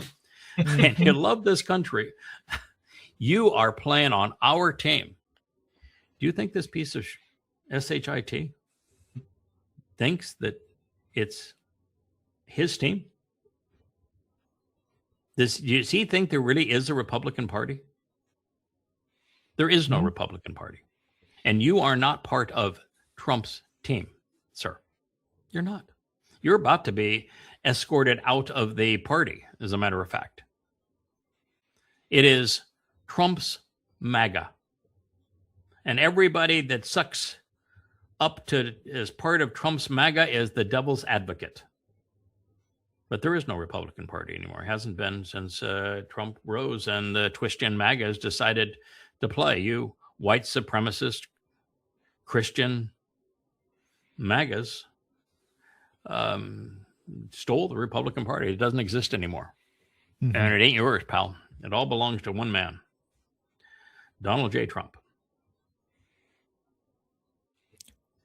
Yeah, they just want to take over the marketing assets that the GOP has, the grand old party. But it's a MAGA party now, absolutely. Oh, my goodness. Shelves in there. Isn't that so nice? They built the nice shelves and they had the big doorway. Isn't that so clever? And all of the scrolls are just laid in there so nicely and open containers without tops. And there's a wood ladder that was left in there for them to get to these and all sorts of containers in the same cave with a beautiful view of the Dead Sea Scrolls and lovely light inside. That is so far away from Cave 1 and what was in Cave 1 and how the scrolls were protected in Cave 1 and how the shepherds found it. And it's just astonishing that they are going to use AI and AI isn't capable of doing the research itself. So AI bungled the whole thing, is creating a false version of reality when the information is available. And I know it. Why can't the AI know it? That what they have depicted here is a complete and utter farce.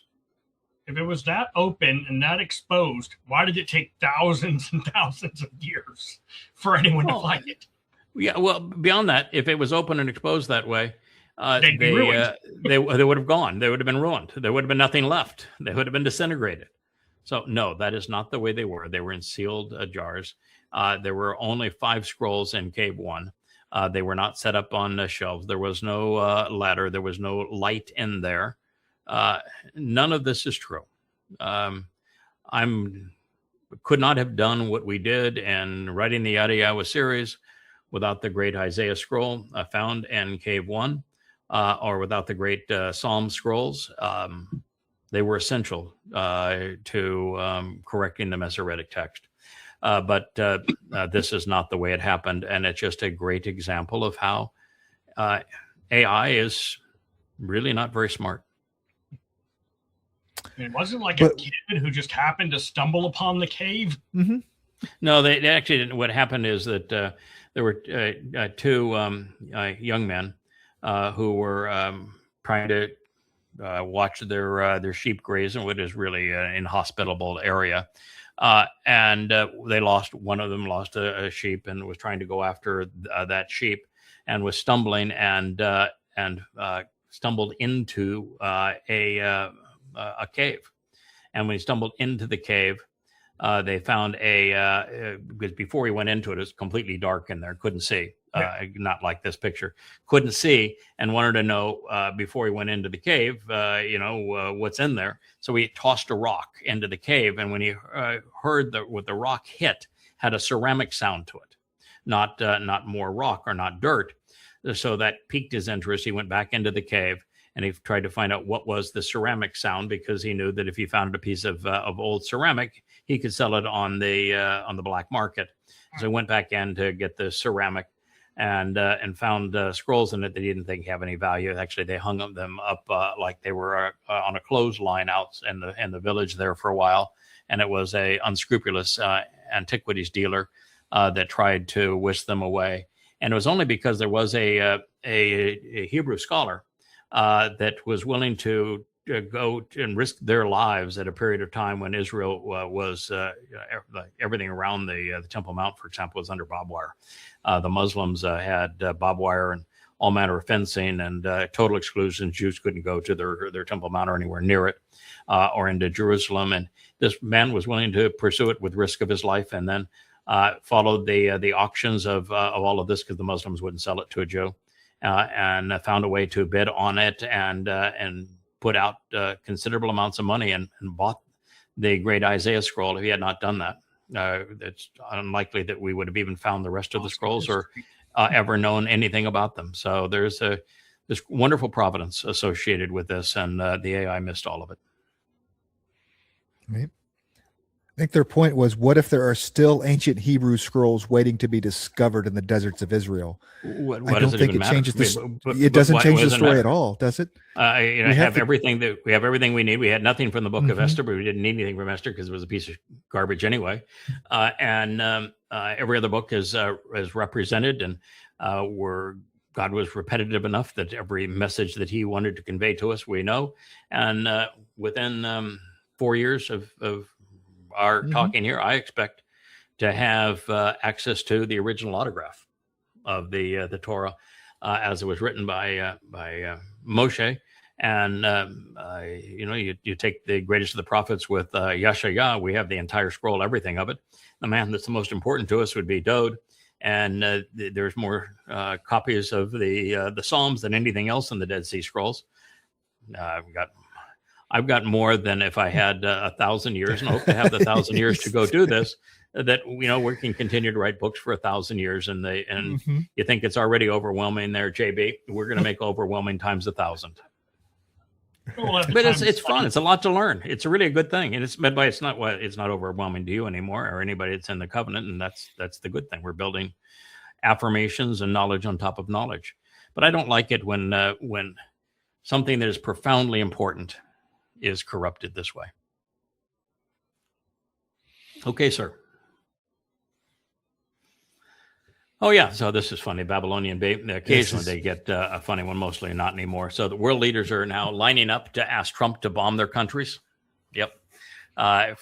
Just bomb us for a while and then give us a few $100 billion. Mm-hmm. This was the old line about the U.S. has always been laughed at, that the U.S. would go and attack a country and then feel badly about the attacking the country and give the country lots of money for retribution and renewals and to build their country back. And so the fastest way to build a new country and to enhance your treasury was to go have the United States declare war against you. Well, now we're back to that same plan. So world leaders are lining up to say, can we be next? Bomb us for a while, and then we'll give us $325 billion. Right. We'll be I good. saw one today that said Cuba has just announced it's beginning a nuclear program. So yeah, there you go. Mm-hmm. Okay, what do we have next, sir? Oh yes, this is worth playing. We'll just play it because it's the then and then now, where Trump says, "I never wanted to eliminate their nuclear or their missile program," and then Trump says, "I never wanted regime change." So listen to the before. We're going and to after. destroy their missiles and raise their missile industry to the ground. I'm saying that if other countries have them, it's a little bit unfair for them not to have some. No, we're not talking about any easing of sanctions or giving money. No sanctions, no money, no nothing. It's not our money, it's their money. And we froze it. At a certain point in time, I guess we're going to have to give it back. It truly is regime change. And regime change is an imperative. Now, you talk about regime change. I never cared about regime change. Face the Nation moderator and chief That's foreign enough. affairs. That's enough. We're That's going to enough. destroy their... That's enough. That's enough. You don't need to add anything to that. It's just he's a lion POS. his face would have turned red and he would have stormed out of the room if we'd played that in front of him. Yeah, denial. This is one of the most vile people on the planet, Ben-Gvir. And Ben-Gvir is having a public meltdown over the Trump-Iran deal. You're not recognizing you POS, and a lot of POSs in the world, and unfortunately too many of them in the Israeli government, that you made this mess. You created a government that destroyed Gaza, and by destroying Gaza, you made Israel isolated, so there's only one nation on earth that would do business with Israel. So you isolated Israel, made it a pariah of the world by destroying Gaza. That's what you wanted to do, and you did it. And then you went and not once but twice invaded under this recent term Lebanon. And you angered the world again. And then you went to war not once but twice against Iran. And you partnered the United States in your war against Iran on the lie of regime change. And now the consequence of that is this deal where you were painted into a corner by yourself and checkmated. You were so stupid, you got checkmated. Now sit down and shut up. And it's not like he had a different plan, right? I mean, he was the shrillest voice of all of them. His voice was shriller than Netanyahu. If Netanyahu even wanted to back down from being stupid and belligerent, this was the a-hole behind him that was the most shrill of all. He is the lightning rod for why the world hates Israel. JB, it's tough to be in this position where you've got to hold Israel accountable for their mistakes, because we love Israel. It really tears my heart out, but the prophets have been very clear that Israel entered the time of trouble exactly a month ago, and it's going to be there for the next 7 years, and that Israel is there because of their own stupidity and their own recalcitrance and their own stiff-necked behavior. And this next one here is proof of that. The first round of talks with Iran were supposed to start today. Eyeliner Boy was supposed to be in Switzerland where the discussions were supposed to take place. This is the discussion on the only part of the 12, there's a 14-point plan. There's only negotiation on one point of that plan. And it is the disposal to some extent, somewhere, somehow, of Iran's enriched uranium. That's it. Nothing else. That's the only thing that's open to discussion. And the discussions on it, which is the only thing America gets out of this whole deal, is that they were canceled. And they were canceled because Israel bombed Lebanon again. Now, Israel bombed Lebanon because, ostensibly because the battalion head and 3 others were in a tank, and the Lebanese have been very effective at drones. And they and Hezbollah destroyed a Israeli tank with the unit commander in it. And Israel did the only thing Israel knows how to do: you hit us, we hit you back. And they dropped bombs on Lebanon. And when they did, that's a violation of the first codicil, and you could say of that the Trump memorandum of understanding. And they said, so until you can rein in your ally, we're not meeting on the other issue, which is the uranium issue, and not having a bomb. So there you go, your choice, but you got to rein them in. It was checkmate for Israel, and Israel doesn't want to be checkmated. I understand that, but you have been checkmated. You have no options at this point. And so the Iranians are saying, no deal. We won't even talk to you. You're still committed, by the way, to releasing all sanctions because you signed that. You're still committed to releasing our $25 billion. You're still committed to releasing the $300 billion. You're still committed to pulling out of the blockade and removing yourself from the region. Those things you are all committed to doing, but we don't have to negotiate the point on enriched uranium until you are in compliance with the rest of the agreement. And right now you're not. Goodbye.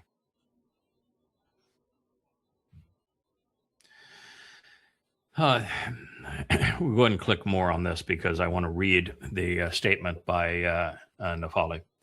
Naftali is the more moderate of Israel's alternatives to Netanyahu.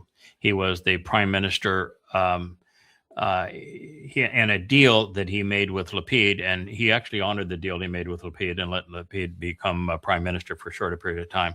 Lapid is the pretty boy that his daddy was a politician. I think he's been an actor in his life. He really brings no credentials to anything, and he represents the most liberal, the Marxists in Israel. And they have gone from completely controlling Israel and the IDF to being out of power, with the exception of the judicial branch. They control it, and they control the IDF.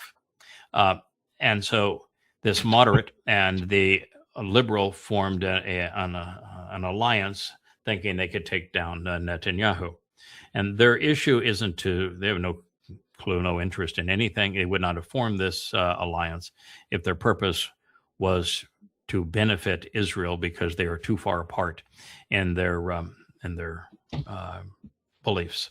They did it for political power. They want to be prime minister. So speaking with the Times of Israel on June 11th, the campaign headquarters of Together, which is what these two, the moderate and the liberal, forming their allegiance.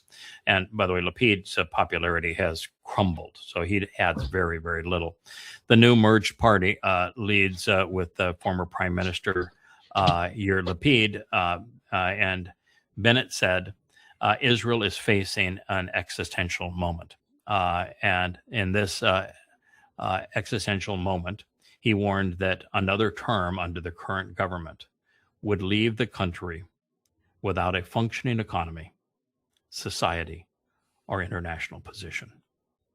Another 4 years with this government, and we won't have an economy. We won't have a society, he warned.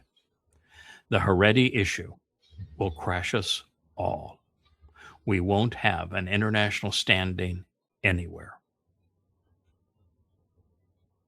So when I tell you that Israel is a country that's imploding, I know what I'm talking about. It's imploding. And when I tell you that one of the central problems of Israel is the Haredi, over 20% of Israelis, ultra-Orthodox and Haredi, that they are parasites, and that they're rioting now, and that so long as they are paid to be parasites, Israel has no future. They are the Black Plague. Now, that's half the problem. The other half of the problem is represented by a pretty boy with a nice smile over there, Lapid. He represents the Marxists, which are more interested in their sexual orientation. This is impossible, and it's already over. Israel was checkmated this week. It literally checkmated. When somebody says checkmate in chess, what's your next move, JB? Nothing. That's right. There's literally no move. You have no move. You've lost. Israel was checkmated.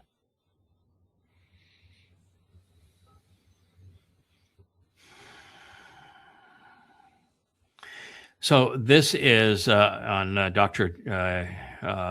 Jordan Peterson, who has become a promoter of religion as opposed to a psychiatrist.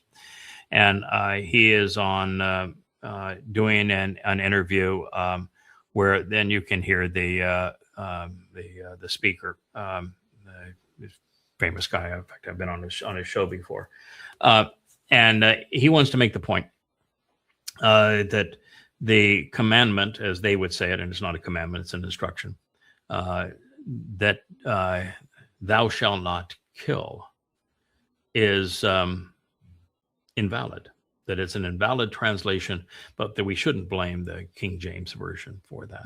They didn't know that Hebrew has two words for kill, and that ratash and harag are very different terms, and that one means murder and the other one means kill. And so it says, do not murder. My guess, JB, you've been through this before and probably know, as I point out here, that there aren't just two Hebrew words for kill. There's 7, 8, 9. I mean, I just quickly off the top of my head, I wrote down 7 of them here, but all total, there's probably 12. And that if you were to explore on all of the lexicons the definition of ratash and harag, what you'll read is exactly the same definition. To kill, to slay, to slaughter, or murder. Premeditated or accidental. Now, the interesting thing about ratash that most people don't recognize that it is very similar to the verb ratah, which means to be pleased with, to find favorable, and to accept.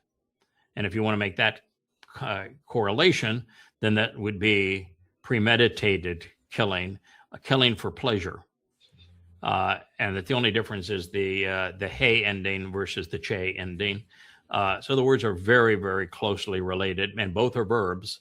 And so it would shape this as something where you find killing pleasurable, like you're in the military. But harag, the word that he wants to have is just kill and not murder, also means murder. So he's wrong. And then you've got katal, which means to slay, kill, or slaughter. Sha'al is to defile and make common and desecrate, but also to slay, fatally wound, and to pierce. Tabak, which is to slaughter, slay, butcher, and ruthlessly kill. Shakat, which is to kill, slaughter, and beat to death. And zabak, which is to slaughter, kill, and sacrifice. So lots of Hebrew words for it. He's wrong saying that there are two, and he's also wrong in saying the distinction between the two is one's murder and one is just killing. If you're going to make a statement and pretend to be an expert, you need to speak truthfully, and he's not. The instruction here is just one word long, because the subject and the object are woven into the verb, and as well as is the negation of the verb. But the instruction is understood by the imperfect conjugation. It's the imperfect conjugation that makes the distinction that's important, and he didn't know that and didn't say anything about that. And that's something that we've been teaching here for a very long time, that the imperfect conjugation is used on every single one of the statements, with exception of the one about mother and father being respected, which uses an imperative, which means that it is your choice. This is something you should choose if you want to elongate your life. So it's the only one that gives you a benefit if you do it, and gives you a choice where all the others are written in the imperfect. And by being written in the imperfect, what that means is you are not guilty of violating this instruction unless you continue to do something.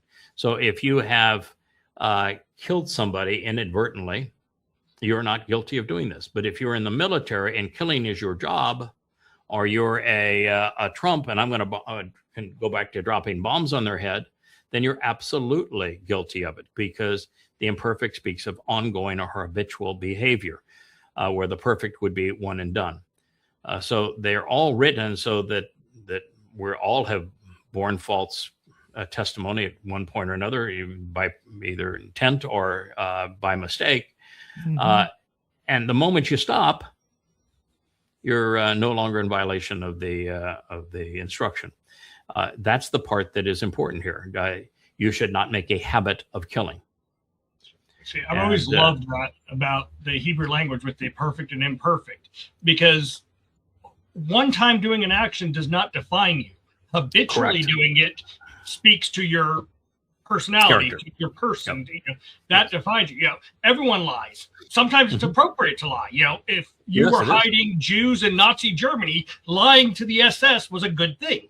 You know, if someone's raping my daughter, killing him is a good thing. It is correct. Killing can be a good thing. Yes. The habit of killing defines you. That a one-time action does not define you. Habitual actions define you. Yeah, Moshe committed murder. Yeah. Premeditated murder. And then he tried to cover up the crime.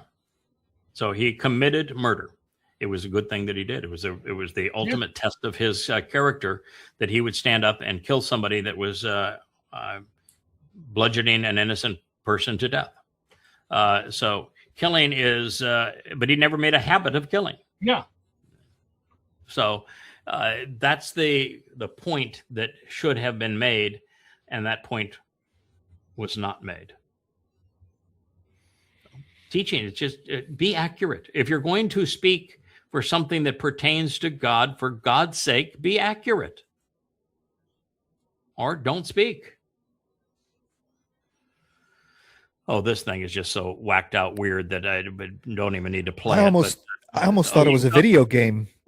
Yeah, I play a little bit just to say that somebody is convinced that that God found a beast, and there were giant beasts that were tearing things apart, but one beast repented and said, "Oh God, I'm sorry that I'm such a bad beast." That God decided that he was going to bless the bad beast that turned into a repentant beast. It's just rubbish. I mean, not only is religion a mind virus, but now AI has caught it, because that's what this is. Yeah. The billionaire tax has made it onto the California ballot. Are you aware that the top 1% of earners, I've said this so many times, but they pay 40% of U.S. income tax, the top 1% of earners. So they're not paying their fair share. They're paying 4,000% of their fair share. That's the fact. They're not paying their fair share. They're paying 4,000% of their fair share. So I was hated with the Democratic, the wealthy need to pay their fair share. We all agree on that, but that's a very nebulous term. Yeah, what is fair? Your definition of fair, my definition of fair, but by any definition of fair, that's not fair. 40%. Well, no, I listen. If everybody paid the same percent, and the people that made the most therefore paid the most, because we're all paying the same percent. And it's some low percent, 1 or 2% of your income. I got no problem with that. That's fair for everybody. Just don't use it to kill people and for war and for other kinds of propaganda. But that's fair. To have 1% pay 40%, that's not fair. To have 40% pay nothing, no, that's not fair. So what we have now is grossly unfair, and it's grossly in the wrong direction. But this idea that you want to tax not income, but wealth, this is the ultimate, and I have a post on this. We may not have the time to get to it, but that's the mistake that people can't fathom because they don't understand economics. If you were to tax stock gains, which is why that's how you would tax Bezos. Bezos' wealth is in stock. Ellison's wealth is in stock. Musk's wealth is in stock, and Zuckerberg's wealth, they're all in stock. And so if you were to tax their increased wealth when their value of their stock goes up, they would have to sell that stock to pay for the tax. And then when the stock went down, because they're selling so much stock, and therefore it will go down based upon supply and demand, you would have to pay them for the money that you have taken from them, because now they're becoming less wealthy, and that change would mean you'd have to return the money that you took from them. And if you were to tax people based upon their share ownership, no one is going to own shares, because you couldn't afford to pay tax on what is a marker. A stock is not money. You can't go to the grocery store and say, I'm going to give you a share of my stock. It is not money. It's not transferable in that way. And so the only way they could pay and the only thing that the U.S. government takes, they do not take stock certificates and taxation. They take the debt currency that we have. So if you were to require the largest shareholders, the Bezos of the world, for example, to pay a billionaire tax, then he's going to have to sell stock to do so, and no one is going to own stock. If there's no one's going to own stock, guess what? There'll be no investment in business. And if there's no investment in business, guess what? There are no employees. And if there's no employees, guess what? You have no economy. So guess what? You will then be able to tax those who have nothing. And what is it when you tax people who have nothing? It's called slavery. Mm-hmm. Everybody becomes a slave. Even if, say, it was all in cash, if we were to tax the top 10%, 60% of their entire wealth, we could run the government for maybe a year. No. That's the problem. No. It's how much we spend, not how much we bring in. It's not true. The thought is correct, but you could run the government for about a week. Yeah. I know. Yes. If you confiscated it all, it's still not enough. You could run the government for a week. Because now what? We spend so much. That's the issue, is how much we're spending. Right. It doesn't matter. You can't bring in enough to compete with how much we're spending. And it's because democracy doesn't work. That's because democracy is the have-nots having a legal means to steal from the productive, so that we penalize the productive and reward the unproductive, and that's what a democracy is. That's why our founding fathers hated democracy. Yep.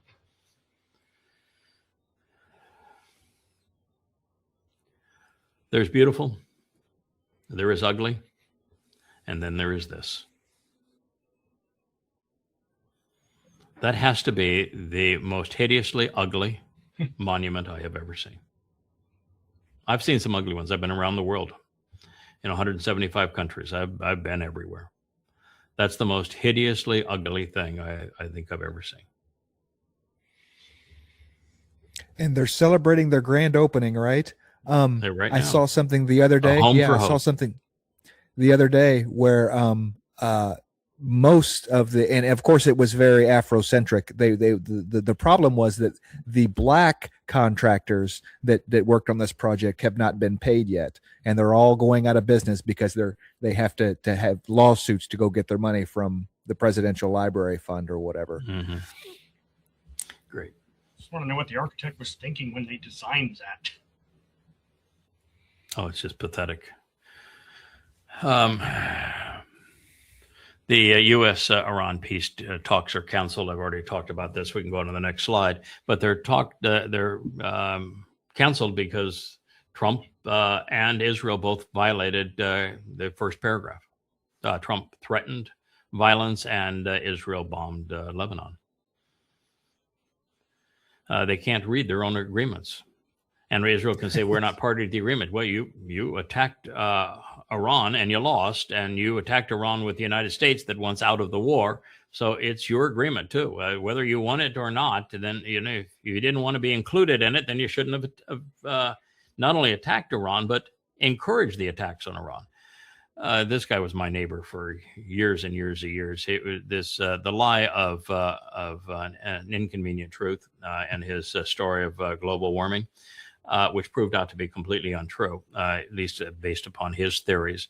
He took pictures of glaciers and showing the glaciers retreating. Well, the glaciers have been retreating since 1850, when we ended a warming period. And if the Earth were given the chance to go back into a cooling period, which would not be healthy for the Earth, they would grow again. And they have grown and retreated every 600 years based upon events that have nothing to do with man, and going way back millions and millions of years before humanity was even existed.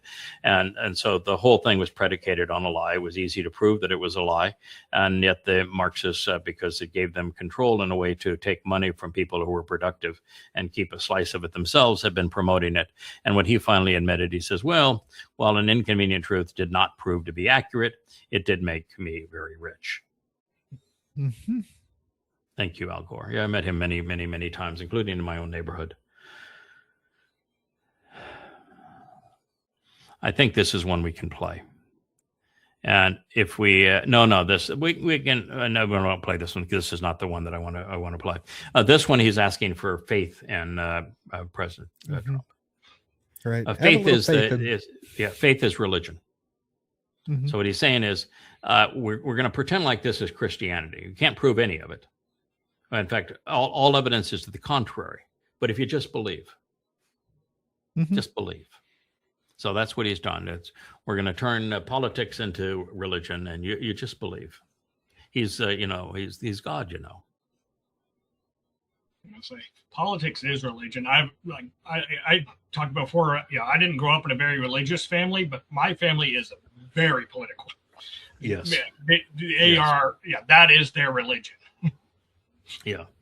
My father was exceedingly religious, highly conspiratorial, and a racist, also an anti-Semite. And my mother was exceedingly religious, so I got it from both sides. I just ended up rejecting both of it. There was no substance to either of it. Politics and religion are two sides of the same coin. Yeah. Here's from the Atlantic saying Trump does not understand the war that he lost. Well, it's true. And it's called confabulation. And if you Google confabulation, you'll see people who confabulate present incorrect memories, ranging from subtle inaccuracies to surreal fabrications, and may include confusion or distortion in the temporal framing, timing, sequence, or duration of memories. In general, they are very confident about their recollections, even when challenged with contradictory evidence. And that's the kicker. They are confident in their recollections. That's the kicker. even when confronted with contradictory evidence, like that thing where he showed the three statements that he made prior to the war and the three statements after the war, and they're absolute opposites. I never said that. This is just worth seeing just a moment of this. And the reason I want people to see this is that Apocalypse Now, while a movie about all the things that were wrong about Vietnam, and it shows here an aerial attack that was very similar to what we did at My Lai, and you're killing indiscriminately women and children and blowing up villages. And you're doing it as patriots because you're out there saying, oh, yeah, go America. And all you have to do is to realize that you project force on people like that, just like we did in Iran. You blow up a school, you blow up hospitals, you blow up bridges, you rain hell down from the sky. And the people who you're raining hell down, the people that you drop bombs in the middle of their head, Mr. Trump, hate you. And they hate you for good reason. And that rather than prevailing and having a positive outcome, it leads to the country who does this being disrespected by the world. I just play a little bit of it. This is on YouTube. I don't think it'll play. Oh, okay. So it won't play. Okay. The thing that troubled me is I one of my favorite pieces of music is the Ride of the Valkyries, often called the March of the Valkyries. It was written by Robert Wagner. And And he's often associated with Nazism, even though he lived 100 years before the Nazis. And I was just trying to say, is there any way that I can actually enjoy this what is a stirring piece of music, well written? And so I decided before we played the thing, and now we can't play it, but you'll be able to play it, I think, on our website, because this has the UE helicopters coming in over a Vietnamese village and napalming them, and the high caliber machine guns are riveting bullets everywhere, and the Hueys are in an orchestrated fashion. It's beautiful the way they're presented in the sky, while the colonel says, "I want you to play the music," and they're playing the March of the Valkyries and playing it from speakers as they go in. And it's a devastating piece of movie making that causes you to have to face what the United States has done and what it did. This is what it did in Afghanistan. It's what it did in Iraq. It's what it did in Libya. It's what it did in Syria. It's what it has done in Iran. Mm-hmm. It's devastating to face this, and that's the purpose of it. Well, anyway, I wanted to tell you, JB, I did look up him. He, at the time he wrote this, he was a socialist. He was a Marxist. Hitler 100 years later was a Marxist as well. He was a socialist. So he was a socialist. He was an atheist. But towards the end of his life, he changed all that, and he became a raging anti-Semite. And he adapted this music for a Germanic Norse play based upon the superiority of paganism to the story in the Hebrew Bible. And so that's how March or Rite of the Valkyries came to be, is he was trying to show the superiority of Germanic paganism over the stories in the Hebrew Bible, because he didn't like Jews. And that's why Hitler ultimately liked his music. So that does it for me on Ride of the Valkyries. It's kind of a shame. I play it and it stirs memories, and it stirs the memories of this, which is, it's a tragic scene, but you know that the scene is fabricated. The people weren't actually killed in this movie, but it reveals what's wrong with the U.S. military. The irony of it is there are so many Americans that will watch that scene and be like, hell yeah. They don't realize it for what it's supposed to be, which was a condemnation of all of that. They'll just watch it. How many people quote the line, I love the smell of napalm in the morning, thinking that's a good thing. Yeah. But I quote the line all the time because I know it's a very bad thing. Yeah. Yes. Yeah, it's one of the great movie lines of all time, but it's like everything else. You have to have the right perspective to understand what it is that you're witnessing. Perspective is often everything, and this was not to glorify war; it was to condemn war, and particularly the U.S. and Vietnam.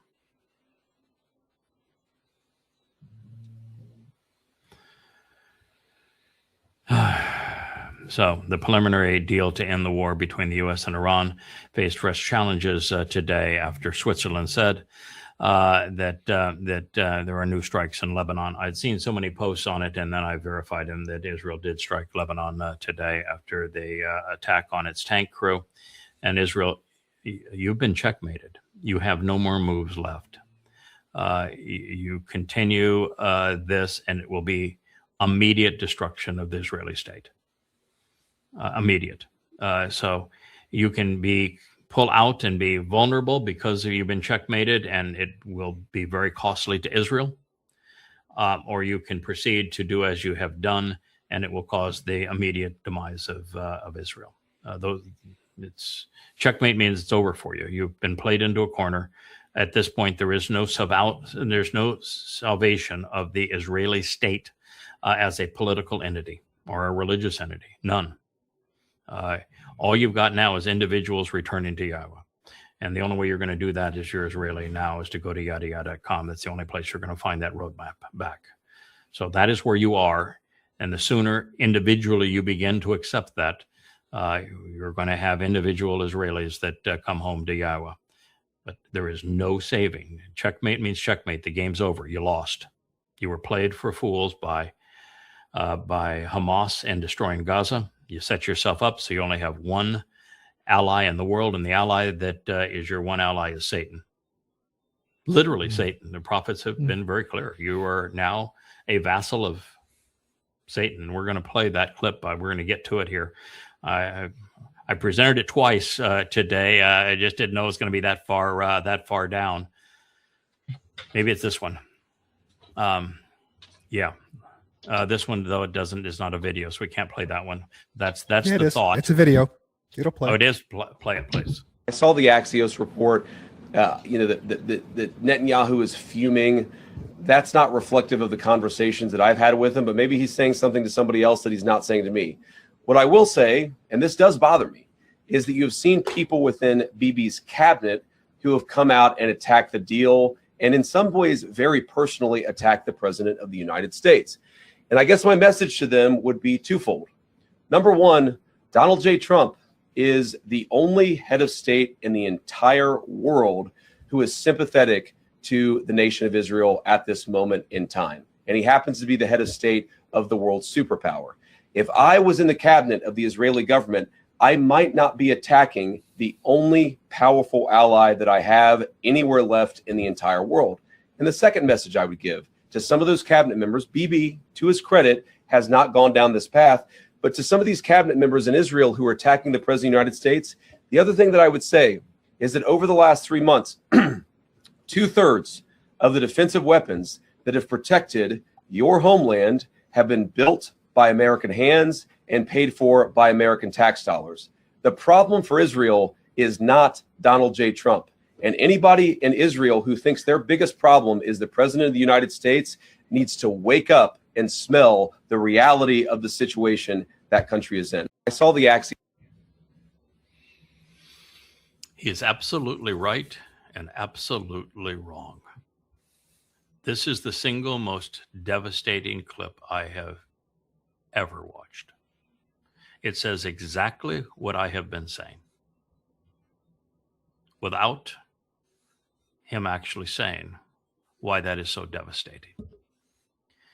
Israel, because of what it did in Gaza, its response to 10/7 was so inappropriate in the complete obliteration of Gaza. Israel turned the entire world against it. Not just to a point where nobody wants to support Israel, to the point that most people the world over hate Israel. That Israel is no longer looked at the victim of Islamic terrorism. They're the perpetrator of all manner of evil. That's how Israel is depicted because of Netanyahu's choice to do something really stupid in Gaza. And his attacks in Gaza were stupid. And Israelis, you own it because you supported it. You thought it was a good idea to attack and invade Gaza. And by destroying it, you isolated yourself from the entire world and turned the world against you. And Israel, because of the fact that you had done that, and then decided that you would go and beg the United States to not once, but twice, go into war with you for regime change in Iran. And you lost that war that you had no chance of winning. There wasn't one chance in 100 billion you could win that war. And it was obvious that the consequence of that war was going to be exactly what we're witnessing now. I told you exactly that this was going to happen and exactly this way and exactly this time, and you didn't listen. And I didn't say it once. I said it 1,000 times. I may have said it 10,000 times. And that the worst part of the whole thing is that he is correct.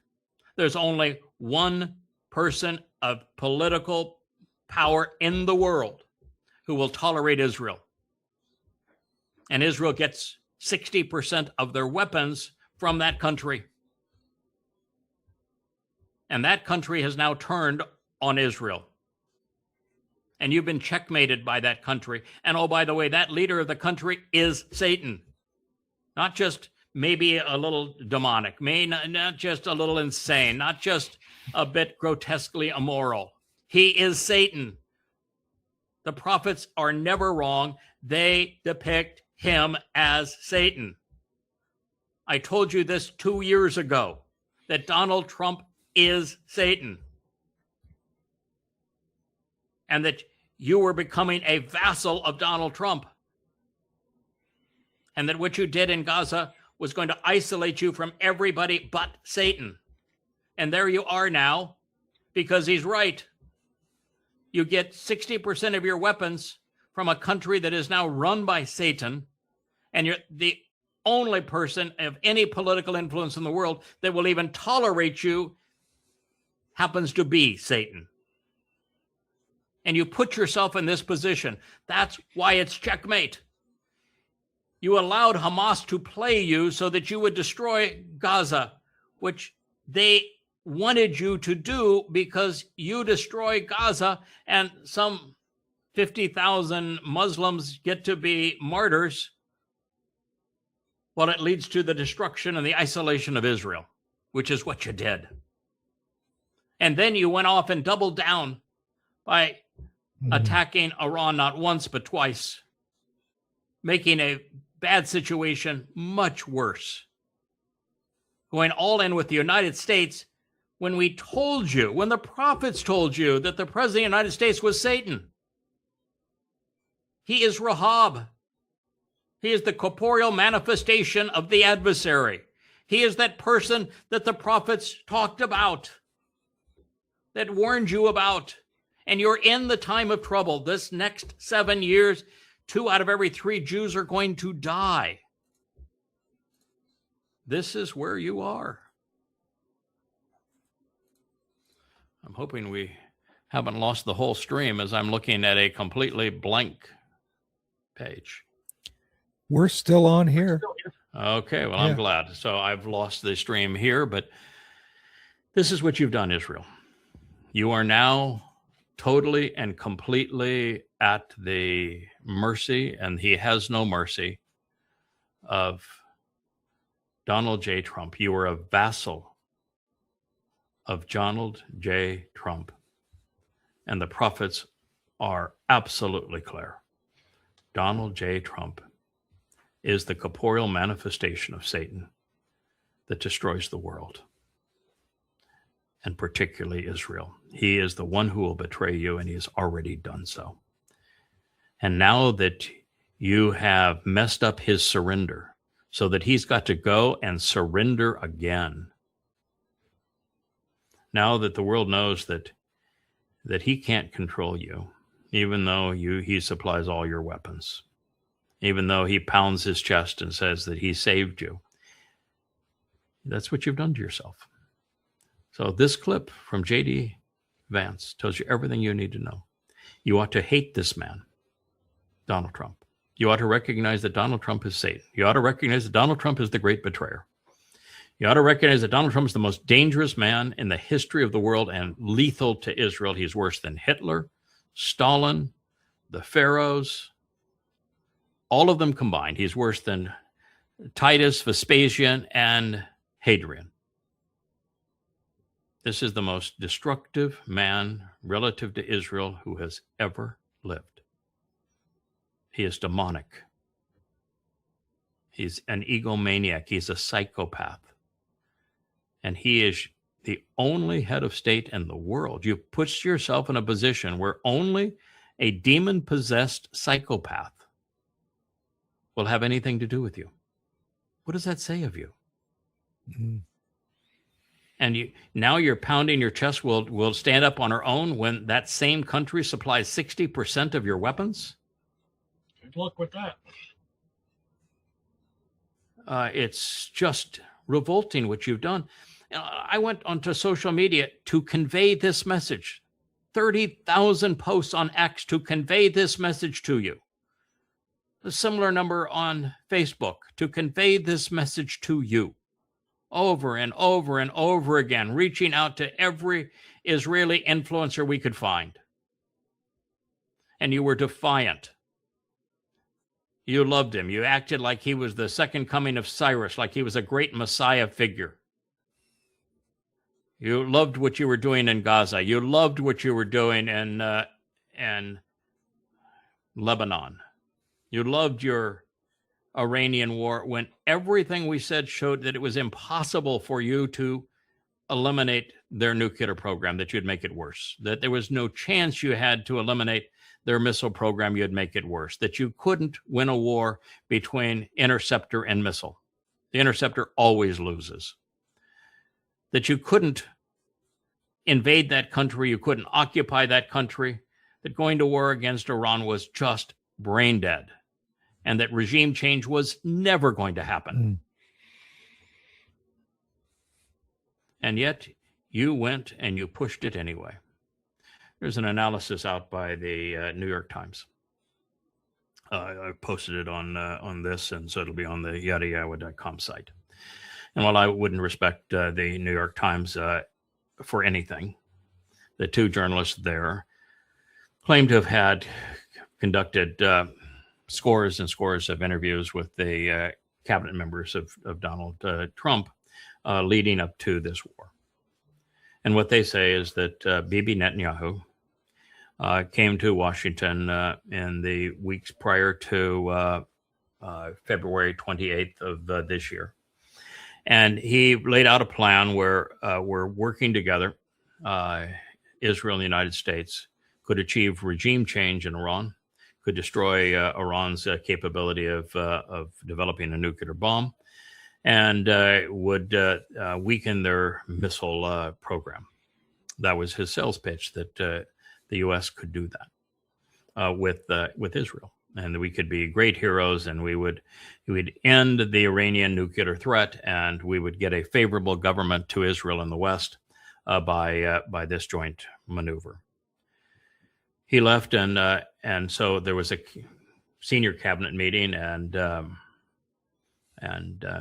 Secretary of State Rubio said, "This doesn't make any sense. Don't do this. You're not going to get any of those goals." The CIA director said the idea of regime change in Iran is pure fantasy. It's not even worth discussing. It's just pure fantasy.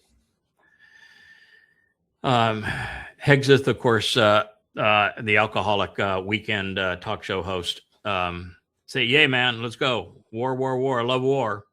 And Eyeliner Boy said, "If your goal is regime change, do not do this. It's not going to happen. If your goal is that you want to weaken their ability to fight, then, go ahead. I'll support you if you decide to go."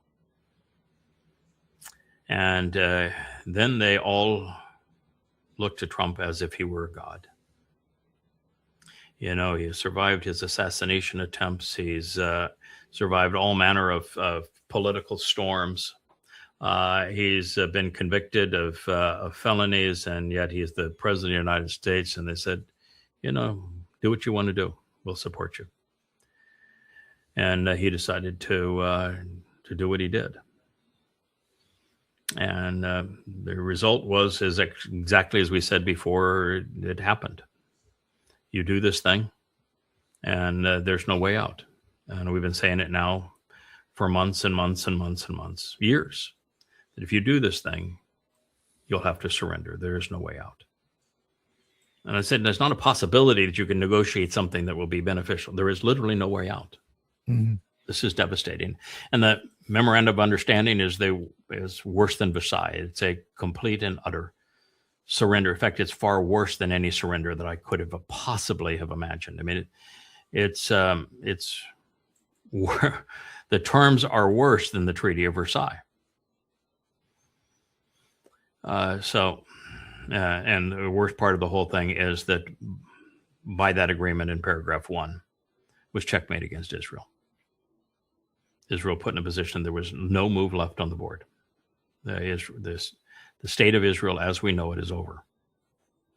It's over. I mean, literally, there's no recovery. You did this to yourself. And the only hope now is individual and return to Yahowah. That's it. Mm-hmm. But that speech by J.D. Vance It says it all, and it's true. Trump is it. And the United States is it in terms of their weapons. And they were checkmated by Iran to create this fissure between the two countries, because Trump always wanted to betray Israel. He wanted a way that he could pound his chest, as he did. He said yesterday, Israel only exists because of me. He says, because of me. Otherwise, Israel would not exist. That's an absolute lie. And it's not even just a little bit of a lie. It's he might as well have said, I'm the son. Mm-hmm. That's the scope of the lie. Not only didn't Iran threaten to nuke Israel, Iran would never nuke Israel. The very thing he claims that it saved them from, it didn't save them from at all. It's not to say that Iran's nuclear program was peaceful. It wasn't. It was defensive.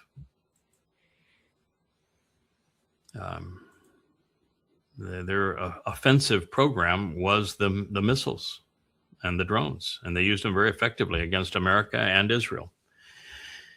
And they used them more effectively against America than they did against Israel, because they realized that if they do that, Israel has to stand alone and the United States will withdraw.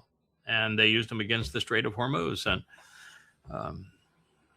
it was devastating. It's such a horrendous miscalculation that people in positions of power like Netanyahu and Donald Trump could make such horrendous mistakes, unable to think through the consequences of their actions. Yeah, and Iran doesn't even have to police the agreement. It's not like, hey, if Israel goes and goes further into Lebanon and bombs something or whatever, that Iran has to attack Israel. No. USA, you're the ones that have to go clean up that mess now. Yeah. Correct. Yeah, it's the deal is devastating for Israel and the world. The whole deal hinges on the United States bribing Iran with $325 billion to open the Strait of Hormuz. That's all they got. You open the Strait of Hormuz, toll free for 60 days for $325 billion, and then you can charge whatever you want to after that. And what Iran got was not only $325 billion, which is a fair amount of money, and in the United States, and a document saying that the Strait of Hormuz is your control going forward and all sanctions released from them. Well, those are good things. But what they got was checkmate on Israel. They destroyed Israel. There was a video that's further down here, and I don't know where it is in this list, but it's of an AI Scott Ritter. And there's another one of an AI Douglas McGregor. It doesn't matter. You don't need to play it. You don't even need to find it. The AI Scott Ritter goes and he talks about how what America didn't recognize was that by attacking Iran, that Iran would become the most formidable force in the Middle East, which is what they have. And he's right there. And that Iran did something that seemed impossible. They took the minority Shia Islam, which is 20% of Islam, and they made a Shia nation more powerful than any one of the Sunni nations, which is 80% of Islam. But they did. And they did that because of the United States and Israel bombing them. And he talked about the fortitude of them to stand up and to show the world that they were standing up. But here's the rub that Scott Ritter completely missed. He says that they stood up to protect the Palestinians in Gaza, and they showed that was their motivation. Their motivation was to stand up on behalf of the Palestinian in Gaza when the Arab dictators wouldn't do so. And, this is a person who makes a living by conveying his opinions. And it couldn't be any further from the truth. First of all, Hamas is a Qatari interest. When you read all of Sinwar's letters, does he ever mention Iran? Nope. Hamas wasn't Iranian. And so that is just brain dead. And the entire Islamic world is using Gazan Muslims, the so-called Palestinians, as pawns, just like America and Europe are using Ukrainians as cannon fodder. They exist as pawns to play against Israel. And so Iran didn't stand up for Gazans. They could care less about the Gazans. They want the Gazans as they are, impoverished and their community destroyed because it weakens Israel. They're just a pawn. No. Iran rallied around two things: their Persian heritage and the Islamic religion. And they did overpower all of the Arab Sunni despots there with their fancy dresses and all their palaces and fancy yachts and all that sort of thing. To the average Muslim now, the Arab despots have no credibility. MBS is done. They're all done. The Emir, they're all gone. They have lost all credibility, and they don't have the resources anymore to play. And they're now vassals of Iran, who came out morally superior from an Islamic point of view. But Scott Ritter, you were completely wrong. They didn't do this for the so-called Fakistinians. There is no such thing as a Palestinian. And they are universally hated in all of the Islamic capitals. They know who they are. They're nothing but cannon fodder. And then you had Douglas MacArthur, or what's his name? McGregor, Douglas McGregor. I have listened to him for the last time. I'll never listen to him again. There's a post from him that is so vile. He goes into, he decides he's going to tell us his conspiracy theory. And it's his conspiracy theory for World War II. And his conspiracy theory for World War II is that the Jews decided they wanted the war with Germany, because they wanted to make lots of money.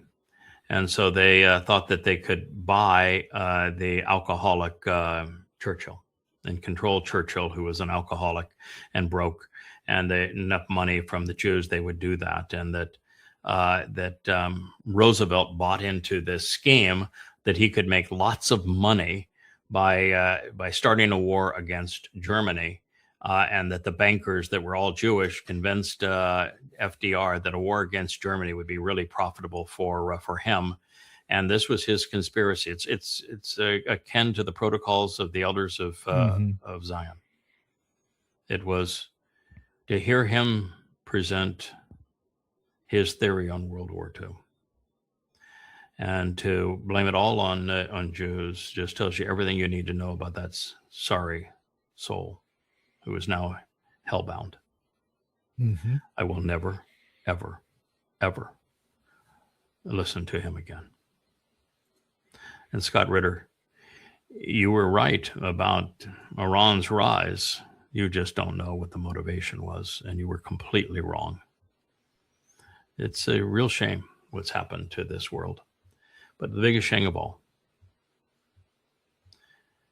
is what's happened to Israel and how Israel has been checkmated. The state of Israel is done. Doesn't matter what you vote for. Doesn't matter if finally you realize the Haredi are parasites and you do away with them. You quarantine them, you stop giving them money, which be very difficult to do in Israel, or that you convince the Marxists in Tel Aviv that there's something more important than their sexual orientation. It's just over. You have no weapons supplier. You have no ally. You have a whole world that's against you. And you did this to yourselves, and you were played into a position where it's checkmate. So Israel, you're now in the time of trouble, and you're completely isolated. There's a single hope. Turn to Yahowah.com and start reading. And don't stop. That's your only hope. Yahowah.com. Start reading. Doesn't even matter where you start. Just start.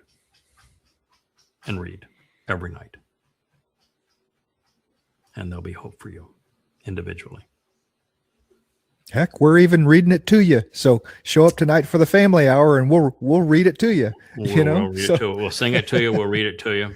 Uh-huh. But it'll be a family hour tonight. Thank you, JB. Man, I love having you on the program. It's there's something highly satisfying knowing that you have such a long history with somebody who is resolutely rational, who loves to search for evidence and will apply strict rules of logic, who has even engaged in doing what has driven our message from the beginning, which is translation, and looking at the oldest manuscripts and actually having a hand at it and seeing really what goes into it. It's not easy to do.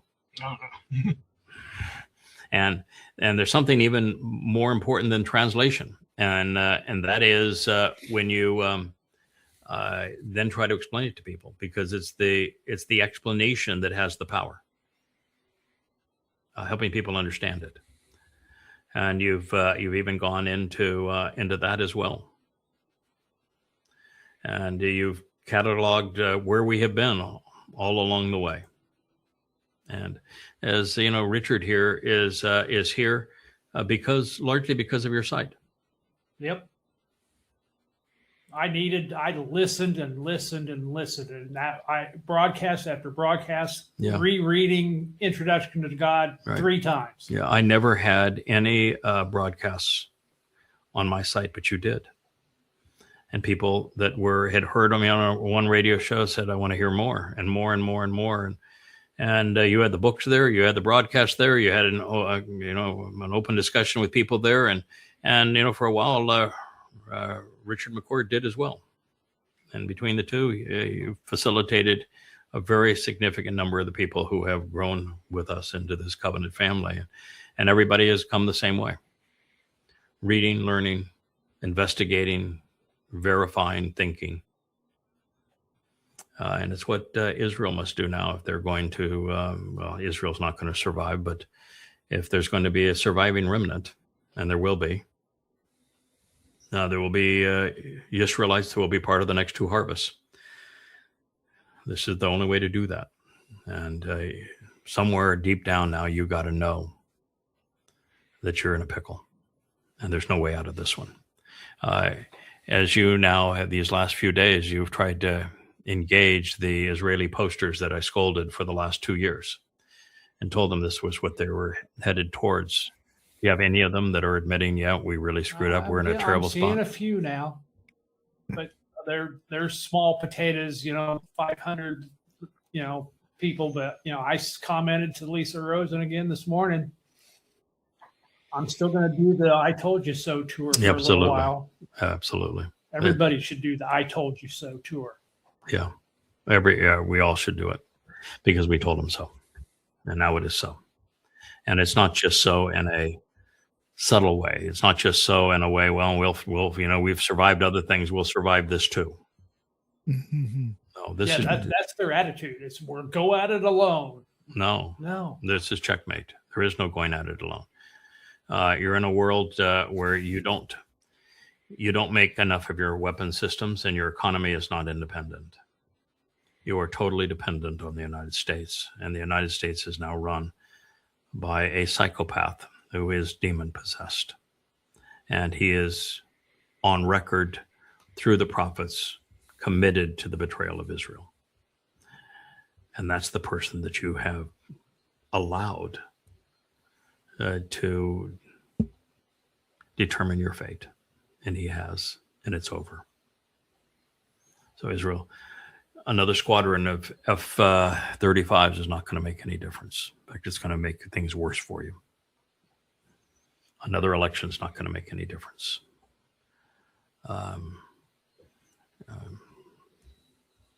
Legislative. Hope at this point is for individuals.